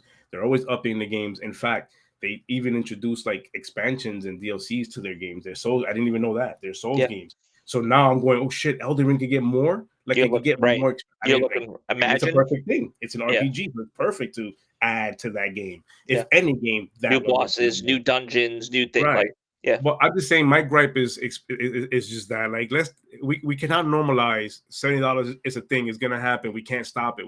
Stop normalizing it because we're not getting production and quality out of these games. They're coming out no matter how beautiful, what platform you stick your flag into. It's not coming out complete. One thing we can normalize is pushing more games to go to Game Pass. I'll tell you that much. Let's normalize that. We can normalize that. Let's push it to Game Pass because we are in subscription-based era now. So let's push that. And speaking of which, I'm going to transition right over real Battlefield. quick. Before you try Battlefield, that's another one. Battlefield. Fuck that shit. I'm saying like I paid $70 for that shit. Oh wait, no, they should be. Yes, they should be on Game Pass. Put it on Game Pass. Yes. Yeah, come put it on Game Pass. Let's have fun with that. All right, move on. But like I said, I got Tunic shown because I mean this is like the new. Is that new? And Shredders. Did they ever? They drop other games on there. I'm gonna pause it real quick and then I'm gonna play it again. How often have you seen this marking here? The play it day one Xbox game. This seems kind of new. I've not. Unless I've missed it, I've really not have seen that marketing. Okay, there's a little new. It's a little. And let me tell you, these developers are assholes for doing what they did, because they were questioning when they showed this off last summer show at the indie show. They showed this off and they On said, ID. Game Pass. That's what this video is from. This trailer is from ID at Right. Xbox. So it was like, oh, Game Pass. And they questioned it. Nope, not Game Pass. That developers, nope, it's not going to be on Twitter. Nope, not Game Pass. Then they shadow dropped this shit on Game Pass. Like, I'm excited as a fan. I get it. I'm excited that it's on Game Pass. I can play it. I was gonna buy it regardless. I can play it as a, oh great, it's on Game Pass. I can play it. But it's you got to think about how wow, like if I would have bought this, regardless, I would have kept it like that anyways. But buying this game and then get told it's on Game Pass after this whole is not gonna be on Game Pass, that's kind of crummy. But it is what it is. But it is on Game Pass. Shadow dropped. I played, like I said, I played about an hour or two of this. Turpin said he played it. I'm probably gonna test it out this week. Good, man. So, it's good. It's very Zelda like, where it's like, like you need a key, go get a key, bring it back, open this door. There's a box you need to go get, a gun you may need to. The puzzles, right? A lot of puzzles are there. The puzzles are there, and there's a lot of. Don't get this isometric look to it twisted. There's a lot of hidden like caves and undergrounds. That you like when you explore, make sure you're hitting the wall and running on it, because you may hit a cave or something, a secret door, which is pretty. That's the exploration part. I love it. But it has this special thing to me that the language on it, it's its own language, like alien language. Well, the aesthetics look pretty dope. Like yes. I was gonna say, like the look, the feel of it, and stuff, where it feels like it's got this weird, like you said, like that dungeon, that Zelda kind of feel to it, but also this like kind of futuristic, like weird, like mech kind of, like you said, alien almost like feel to it, which is pretty dope as well. Like you said, the language that they use in it, like there's no like, is its own language? Is that what it is? Like when you're doing like subtitles and stuff like that, like is it like this basically? Like the language? It's like that. This is those little those symbols. That's what you get when you grab an item brand new, or what you open up a box. It gives you those little like whatever that alien language I call it. And it's like, wow, but you're never lost, because it has pictures with it. So you're like, oh, I see. I can pretty much put context together. I understand what's going on here. Yeah. So there was that, and then also too, I think we were talking about it a little bit already, but as well, another Game Pass title. Shredders. Oh, we played this. Yeah, man. Shredders. I haven't played. I know you said you have. Like I said, I played it. It's like we talked about this a little bit before we went live. It's the commentary, like this whole story beat that they have too. It's fucking hysterical. That was real right there. When I first saw that scene, him talking to the camera with the that opening scene right that you showed. I thought when I first saw that, I thought it was real. Like the him having the goggles on. The actual. Yeah, I thought it was real. This is one of those games too where it's like, listen, it's not your AAA. Like it's not a AAA game. Like this really does feel like. It does feel like an indie game, but it doesn't feel like a poorly made indie game. Like it feels solid. Like when you're doing tricks, when you're like I told you, like basically when you're moving around and you're doing these flips and these grabs and stuff like that, it's intuitive, but they give you a good, when you're playing, they actually basically walk you through like all these grabs, and it's like they hold your hand a little bit in the beginning, but they intertwine it too in like a story and stuff like that. You're meeting other snowboarders. You're trying to basically, get your name like well known and stuff like that. You're trying to promote like a brand and stuff. But the interaction that you're having between the people, like between the characters, it's actually pretty funny. It's like cheeky, and it's like there's like this Australian guy that you're talking to, or at least he sounds Aussie. And you're like speaking to him, and it's really funny. It's one of those games where I'm not gonna spend like hours playing it. Oh, this is what you're talking about right here. The snowmobile. Yeah.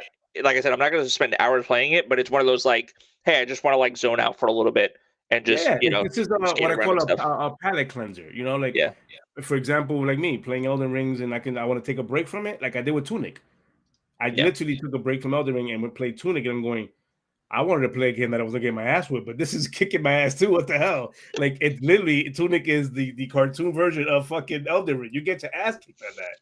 By the way, again, I'm gonna get you guys mad, but there's accessibility in Tunic. You can turn off the damage, and you can put unlimited stamina. So if you guys want to get upset about me playing that game that way, go at it. Get upset, but get good is what I say. So go ahead.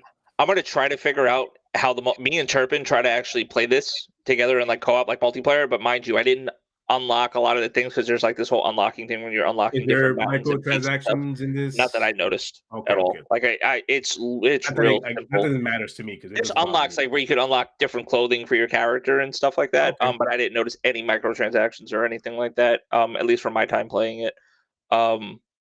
But yeah, no, like I mean, it's pretty fun, like moving around and snowboarding around and stuff. It's definitely, like I said, something that I'll play a little bit like more. so many shots. I'm going. This could be mistaken for a real world shot, like a GoPro. No, it looks really good. I've been playing it on PC. Yeah, I've been playing it on PC. And graphics settings are pretty limited, but I didn't really have to change anything, and it's pretty smooth.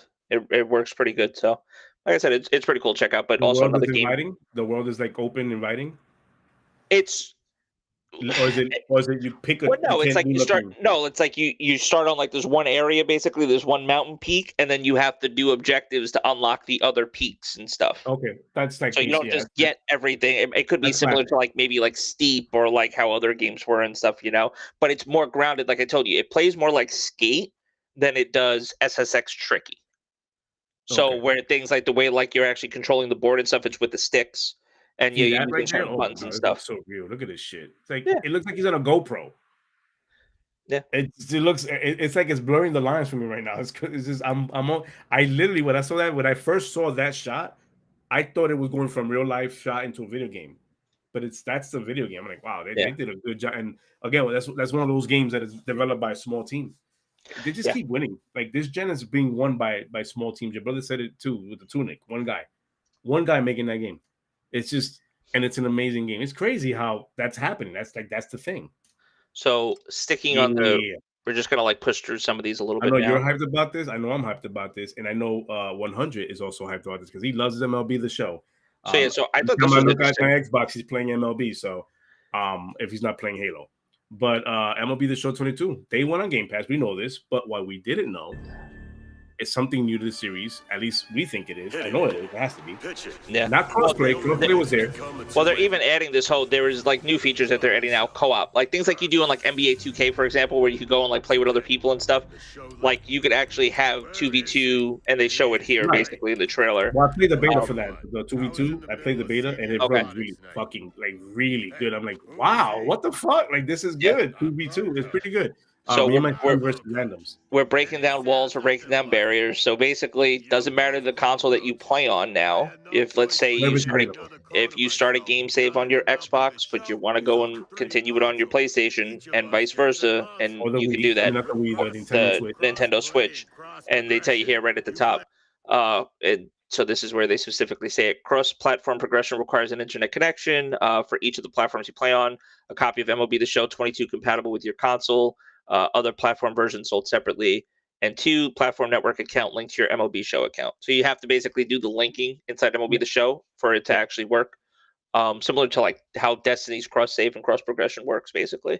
Yeah, but the same idea. New, and it's exciting that they're diving into this whole world now, where it's like when they introduced this game being on all platforms, finally a sports title should be playing on all platforms. Never should be behind something. Yeah. Now they're like, this is year 2 of them doing this, and they're like embracing the progression now. But guess what? You play here, pick it up over here. If you play there, pick it up over there. You're never stuck behind a console. If you're looking for a reason to use your Switch, I literally was having a conversation. You know what's funny about this?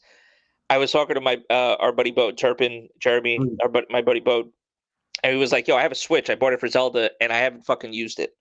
He goes, "Literally, I played Zelda for a little bit, but he goes, I watched Zelda when Zelda first came out more than he played it, and it kind of turned him off from playing it because he felt like he watched so much of it early. Yeah, that by the time he got around to playing it, he felt like he already experienced it, right? Yeah. So after that, he hasn't used the Switch since. So, but he plays the show. He gets the show every year. He has a PlayStation. So for him, this might be the best thing. Gets the show on PlayStation, and then literally gets to go if he's at work. He gets to bring his Switch, and if he's not doing anything, he gets to go and continue what he's doing. From what I'm reading, this is not a one-time. You bring it over to another console and it's done. You can't do it again. This is like any time. It's because I'm pretty sure you're gonna have to create an account with for each one and be able to. Yeah, whoever the I think San Diego, whoever is doing the game, you're probably gonna have to create an account with them, so that way that cloud is working, that you can work on any console with that game. That's pretty dope. That you pick it up on PlayStation or you pick it up on Xbox, and then you want to go on the road, you have a Switch, get your Switch. Now, mind you, you have to pay for the game. Like on Game Pass, you don't because you own it, right? Well, not you own it, but you're basically, if you have Game Pass, you're able to play it on Game Pass without buying the game. But if you wanted to do it like PlayStation, obviously you don't have that option. You have to buy it.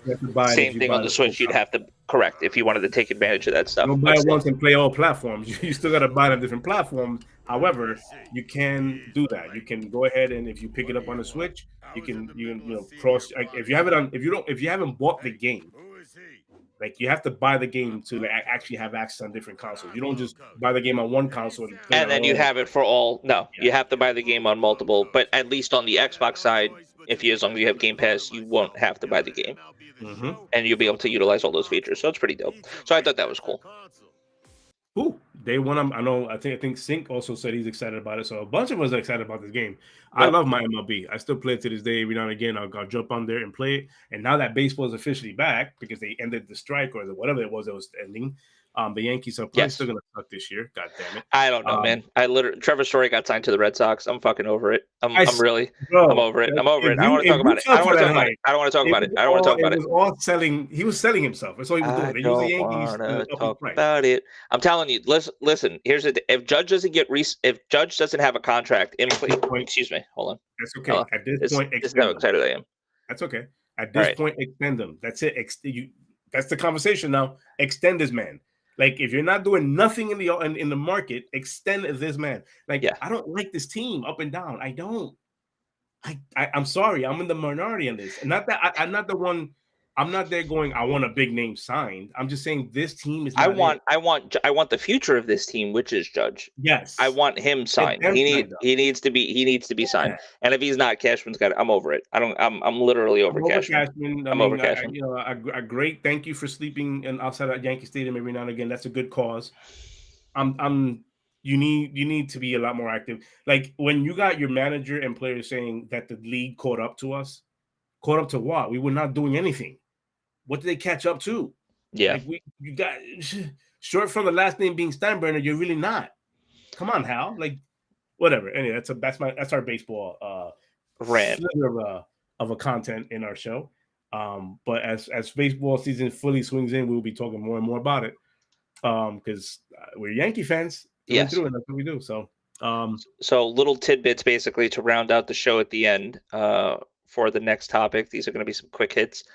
This was pretty cool. Yes. So Steam Deck, basically, Xcloud now works on Steam Deck through the web. Figured out the frame rate issues with the PC on the Steam. Like that's pretty dope. Like they fixed it and it runs really smooth. I'm like, wow. But isn't this a PC virtually? A handheld PC? It's a handheld PC, yes. So they figured it out. It's running. Remember, this is running similar to the same guts that like your next gen console's running. Your Xbox or your PlayStation's running. Essentially, gotcha. It's got an AMD chip, RDNA 2 on it. On the go. So so this is very similar in that aspect. NVMe drives, depending on it's got flash memory on the lower one, but on the middle one and the high one, it's got an NVMe SSD card. I think it's got 16 gigs of RAM on it. You know what I mean? It's got all the bells and whistles of that, but in that portable thing. So so this was cool. Microsoft Edge beta is key to play on Valve's handheld. So this is still Steam OS, which is run through Linux. So there's no downloading Windows and installing Windows on this. It's basically just you get Microsoft Edge, and then you're able to utilize and play through the cloud, through Xcloud as well too on your device. So obviously, it's going to connect to the internet. He's been vocal about wanting to work with Microsoft and get an official app for the Steam Deck. That'd be cool. Yep. So Valve enabled basic Windows support. So that's what we talked about already. So Microsoft has devoted significant energy to the Steam Deck support because they know a lot of people were interested in the Steam Deck and they know that they could take advantage of that. Because remember too, you have to have Game Pass in order to take advantage of Xcloud, essentially. So you're basically just making sure that anybody that hasn't already signed up for things like PC Game Pass or something like that can now sign up for it and take advantage of it if they, became a Steam Deck user. So that's pretty awesome. DJ saying, I still waiting on the email for the pre-order. Damn. One of our friends too, Kill for Cash, Jay, his got pushed back like months basically. He never I've got heard it. I heard some people talk about that. Like it's That's like just some people got that email and then they were like, oh yeah, let's rock and roll, and other people were like, no, you're basically back of the line. Well, who knows? You might get that knock on the door from Gabe, and he hand delivers you a Steam Deck. But like Ed McMahon, like Publishers Clearinghouse, except for instead of a check, it's a Steam Deck. That's one of the most cringiest videos I've seen. Him delivering these things to random strangers, and they open the door going, who the fuck are you? Yeah, get away from my door. Like, what are you doing with this camera? I'm one of the biggest names in gaming industry over the last 25 years, but But I mean, when he had a mask, I get it. Yeah. But it's just weird to get a knock on the door. You open, here's a guy with a camera crew looking at you. The first reaction, somebody like, did my wife or my husband cheat on me? What's going on here? Oh no. What's going on? Did I get caught? What's good? Like it's it's the world we live in. So that's fucked up. But no, man, it's you may get a knock on the door. So stay tuned to that. Yeah, Gabe Newell. He's not in New Zealand anymore, right? He's back. He might be back. Stuck out there when the pandemic was happening. Wait, the kids do not know who Ed McMahon is. I know that reference is going to fly over some of the Zoomers' heads. I'm sorry. That's why you know what? I didn't stop you when you said that because I know. No, you got it because you're fucking older than me. So that's what I'm just saying. Here we fucking go with the old jokes. Of course, you fucking understood it. It was meant. It's meant for you. It's it's fine. Hey, I never got to one the publishing clearinghouse ever. And I send in so many of those things, but whatever. That's a whole different topic. Yeah, man. But the other part of this too, which I wanted to show, was the Sifu Matrix mod beta. So another cool thing about PC, and that's why this was in Logic's PC update. This was pretty dope. I'm gonna play this out real quick. Check this. Sifu.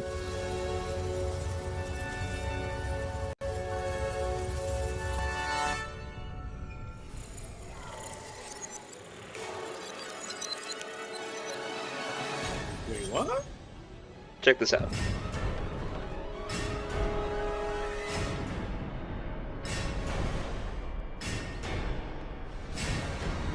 Oh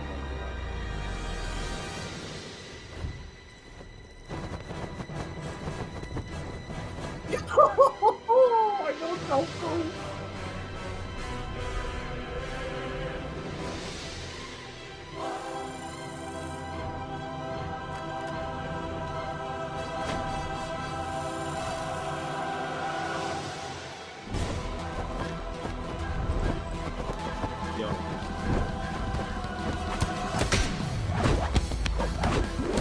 Sound.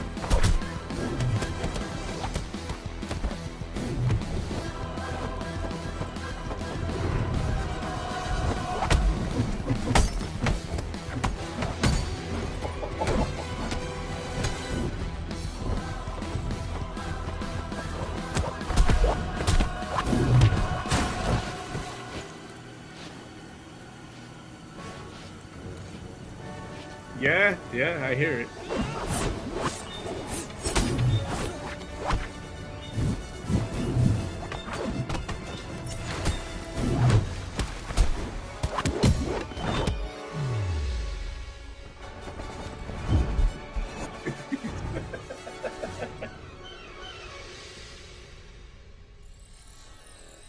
Dope. This is dope.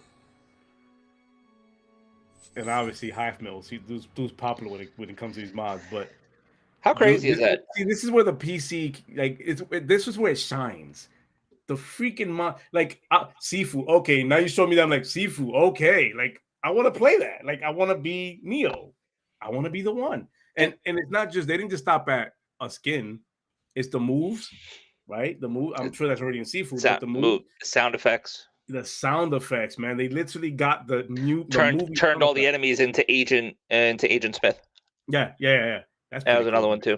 I'm assuming free mod. Yeah. Just have that the game. Yep. Woo!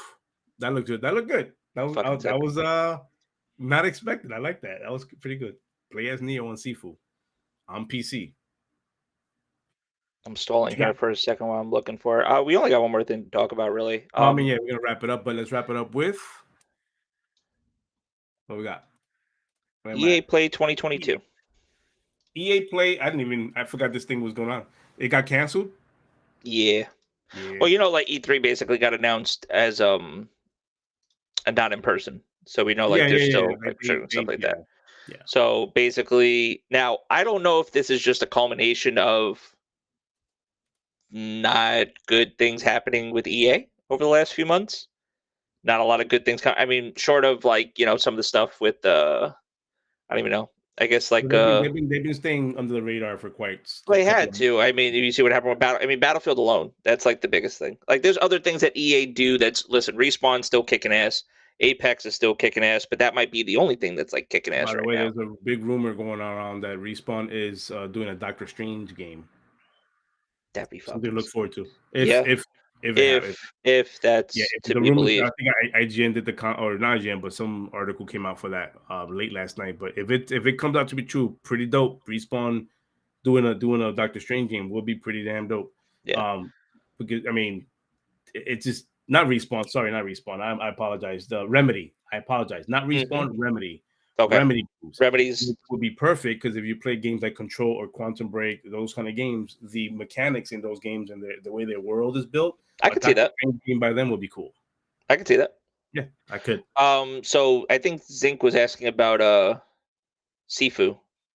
Yes, and I reply. He was asking if it's on PS5. It's both on PS5 and PC. But that mod is only available on PC. But the mod, yeah, you're right. Yeah, the mod will not be available on PS5. That's what he's asking. Yeah, the mod is on PC only. Yeah. Yep. So I mean, I don't know how much stuff is coming down the pipeline for EA anyway. Like and this is probably what it came down to. It's like, if we don't really have a lot of stuff to show, why are we doing this in the first place? They might do something just because they canceled the EA Play Live event. Doesn't necessarily mean that they're not going to come out and do something, separate. Or maybe they just, whatever games that they do want to show, maybe they just say, okay, here, Sony, maybe you show it whenever you do your thing, because you know how Sony is fucking E3. Or maybe they just say, here, Xbox, you do your thing. Point, them saying no EA Play Live is them like they got to keep low. Yeah, I mean, they staying got the out of the limelight thing going on, and they got the whole harassment thing going on, and all that going on. They got to stay low. Doing an EA Play will be, because it may be considered tone deaf. You know what I mean? Like oh yeah, for sure. You really have a show going on with all this, especially when you still have new stuff. When you got Battlefield still that's broken. You still got Battlefield that's like in a fucked up state. Yeah. No, for sure. So I guess it's not really like a surprise. I mean, it's just it's one of those things where like you don't want to kick somebody when they're down. But it's like you kind of. But then again, it's like I'm not going to sit here and feel bad for a multi-billion-dollar corporation. No, I'm just going to be like, you should have fucking did things better. Like that's another thing that sucks too. It's like, because it's not like DICE is like some like little bullshit company either. Like they're like DICE is fucking DICE. Like they're insane. I'm so sad that a company like DICE, who is like known for Battlefield games being fucking on a grand scale. Yeah. This is happening, and it's not DICE, it's fucking EA. It's the way that influence happened to them, and how now they've got influence to the point where they introduced this new Battlefield, and it's like, and I was one of those that defended it. I didn't defend it, but I was one of those like, whatever, play the game, don't play the game. But I haven't touched that game in a couple of months now, and it's like I can't. I was asked by Money and Frez the other day, hey, because they still play it every now and again. And I'm like, they asked if I want to play it. I'm like, it doesn't interest me no more. It's not. There's nothing on there that I can consider fun enough for me to stay on there and continue having that fun. Right. For those who are still playing it, great. It's awesome. I'm happy you guys are enjoying it. But for me, I just can't, because this, again, content is king. There's nothing on that. And then you the disrespect you show to the community who actually supported this game when you come out with tactical beanies. And I'm not being funny. It's just tactical beanies as a reward for a challenge you do. When you come out with stuff like, oh, we have this skin for the holidays, and then you take it away because some said, oh, I don't like that skin. It makes the game look unrealistic. You're playing a video game, people. It's all around unrealistic. Stop with the it needs to be realistic thing. It was a Santa skin they took out, like things like that. Like, Jesus Christ, the ones that are actually playing your game and supporting you penalize them, and then you give them tactical fucking beanies, and then you delay season 1. Like, literally, Season 1 delay. God, It's like I said before. Season 1. Obviously, I didn't want to open up this can of worms, but I think I've said this before too. It's like it feels more and more like the more time goes on, it feels more and more like this is like Anthem, like 2.0. Like with this, And this like is you know what I why mean. I have no trust in But them with a saying AAA title, not to say that Anthem wasn't Anthem technically was pushed to be a AAA title. Battlefield, I could easily say, is supposed to be a AAA title. Yeah. But here's the thing. I can't trust a studio anymore from the EA umbrella that says we are looking to make the game better and experience, and we're going to reintroduce it, and we're going to change it, and we're going to update it. You did that with us. You've already you've extended that out. Like I've extended that out branch already. Like with Anthem, you did that to us. You've already said that to us, and it just fell flat. Now you're telling us we Battlefield the same way, and I get it. 80% of the money left from DICE. I get that. Which is great. But this is another, and then this is your BioWare thing. Oh, it wasn't BioWare A team. This wasn't your BioWare A team. This was BioWare B team. And it's like, well, but that's not how you position the fucking game to me. When you were selling this game, when you were marketing this game, it looked like Battlefield 4 on steroids. It said DICE. It said, you know what I mean? It didn't say 80% DICE. Right. It didn't say 80 fucking percent or 20% DICE. You know what I mean? Like that's not how you. And they still got 100% of my money, so they didn't get 80% or 20% of it. They got 100% of it, not just $60, but the actual big version of it. We got season 1 and season 2 pass. I'm sitting here going, am I even gonna go back to it? You got my money, but do I really want to go back to this fucking game? God, fucking EA. Anyways, so I hate to end it on a sour. You know what? It's like. It's fine. It's what it is. Listen, hopefully they get their shit together. So, and the quote that they said too, just so that they gave to IGN, as far as EA Play was concerned, we love EA Play Live as it's our way of connecting with our players and sharing what's new with all of you. However, this year things aren't lining up to show you everything on one date. We have exciting things happening at our world-class studios, and this year we'll reveal much more about these projects when the time is right for each of them. We look forward to spending time with you throughout the year. You know what, EA? So basically, as they're ready to, send you shit or sell you something. I can tell you what you can look forward to, EA, when it comes to me and playing your games again. They're not giving you money back. To my wallet not being open anymore. I was gonna say. No, it was gonna go that route, but this is a PG kind of a show, so I ain't gonna go there. But I can tell you what else you could hold on to other than my wallet, but we're not gonna go there. Because then on YouTube I gotta put like, is it for kids? And I gotta put no. All right, and on that note, ladies and gentlemen. On that note, well, that's another week for our episode 41. Episode 41 of these damn things. That's pretty cool. Always have fun doing this with Logic, my brother. He's always here every week. We love doing this. We talk about what we love, passion. I'm happy you guys are coming into our chats. And again, live fucking chats 3 weeks in a row now that we have 4 weeks in a row since we've been back. A live chat just going off. But get the word out, man. We're back. We're doing it again, and we keep doing this every single Sunday. We're talking about games. Quick updates, real quick. Not that it matters, but we're just starting there.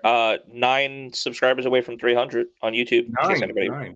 And to the one person who gave me made it 8 subscribers and went back to being 9, go fuck yourself. Like, I don't know why you did that. Like, you subbed and then you unsubbed. Well, like, you're not losing anything for subbing to my channel. Like, nothing. Like, come on. If you want me to play guitar, I don't have it yet, but I can play guitar. I can kumbaya you motherfuckers. Like, whatever you need me to do to get this shit up, I will fucking. What do you want me to do? Anyways. Not sponsored, but Yobi has a good point. Paramount Plus free on T-Mobile for 1 year. Yes, if you're a T-Mobile subscriber. Oh, okay, that's what it is. I asked them earlier. Yes, that's what it is. Paramount Plus for one fucking. Where's my daughter? She got T-Mobile. She got T-Mobile. No, she got to register the account, and then you can use it if you have a pre-existing Paramount account. And when you go into T-Mobile, like when you log into your T-Mobile account, it comes in as one of the perks. That's how because my mom has T-Mobile. That's how I was able to link it up. They still have that because I don't look at my daughter's phone, but they still have the T-Mobile perks thing. Yeah. Every Tuesdays or whatever it is, they still have that app too. Yo, money off of gas, like Shell gas stations, free pizza, hamburgers, ice cream, whatever they're doing for anything. Yeah, they still do those perks every week. You send money for gas. It's crazy how Uber and DoorDash is going to charge me for like increasing price because of gas, and I'm going because they're trying to compensate for the gas. That's why I chose you, because I don't want to spend my gas. I'm not paying for your fucking gas. It's your job to bring me food. Well, that's the point where now it's like instead of ordering, just getting in the fucking car real quick and going for a quick drive. Yeah, Yobi, thank you for the link. He's sending me that link, but I appreciate that. I'm gonna see Halo for free. Yeah, next week we're Oh, talking. my Next God. week we're talking about Halo on the pod. I guess we'll just do the preview Halo, and then whatever else. Probably, I'll actually have more to talk about with Tunic because I will definitely try out Tunic. And Definitely. give my thoughts Play that on a it little next bit. week. We gotta get together, man. Play some PUBG on PC, something. We haven't done that for. Listen, a you week. fucking know I'm the one hitting you up like, yo, what are I you doing? know. Elden, And every what time you happened hit the other me day? up, I'm gonna you're expose like, you real "Yo, let's quick. go to I hit you Discord." up I'm like, like, what are you "Yeah, doing? I'm playing Elden I'm Rings." just doing Elden Ring, whatever. And I'm like, all right, Ask your brother fucking I money. That's all I know. do is I'm play just fucking Elden Ring. okay. Well, so you let me know when you want to play some PUBG, and we'll play some PUBG. All right. We're gonna play some PUBG this week. We are. I Yeah, promise. man. We'll probably even record. I'll probably even use my Gato and record that shit There you go. and do all that. And even go on Twitch. I'll go on Twitch. I'll do that. But yeah, man, that's the week. I'm gonna go back to trying to become an Elden Lord and see if I can beat the shot of Millennia. I don't know what build to use against her, but if you guys have suggestions, please let me know. Yeah, I'm gonna go back to gaming. I'm assuming you do the same. Yeah, man. Actually, I gotta watch Attack of the Titans today. It just came out at 3:45. But once I do that, I'm gonna get back into gaming and hopefully see you guys again next week. This has been fun. We enjoy doing this every single week. Honestly, from the bottom of my heart. Thank you guys for showing the support you do. Please talk about it, share us out if you need to. Don't be like that one subscriber who unsubscribes, asshole. But other than that, any closing remarks? Nah. We leave it at that. All right. Hey, happy Sunday and happy fucking gaming, everybody. Have a good one.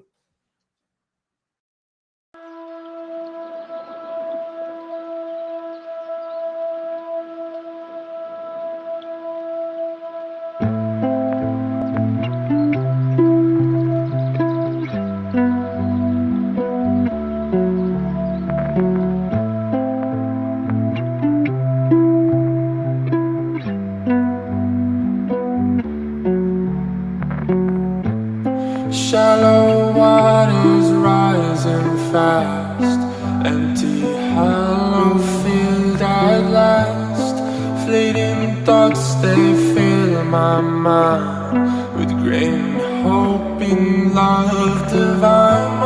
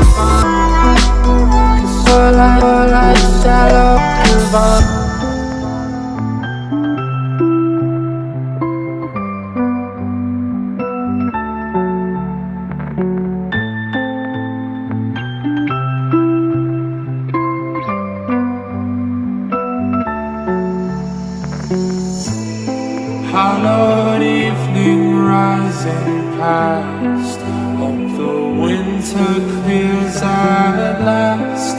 Beating drums that fill the shrine, wearing robes as red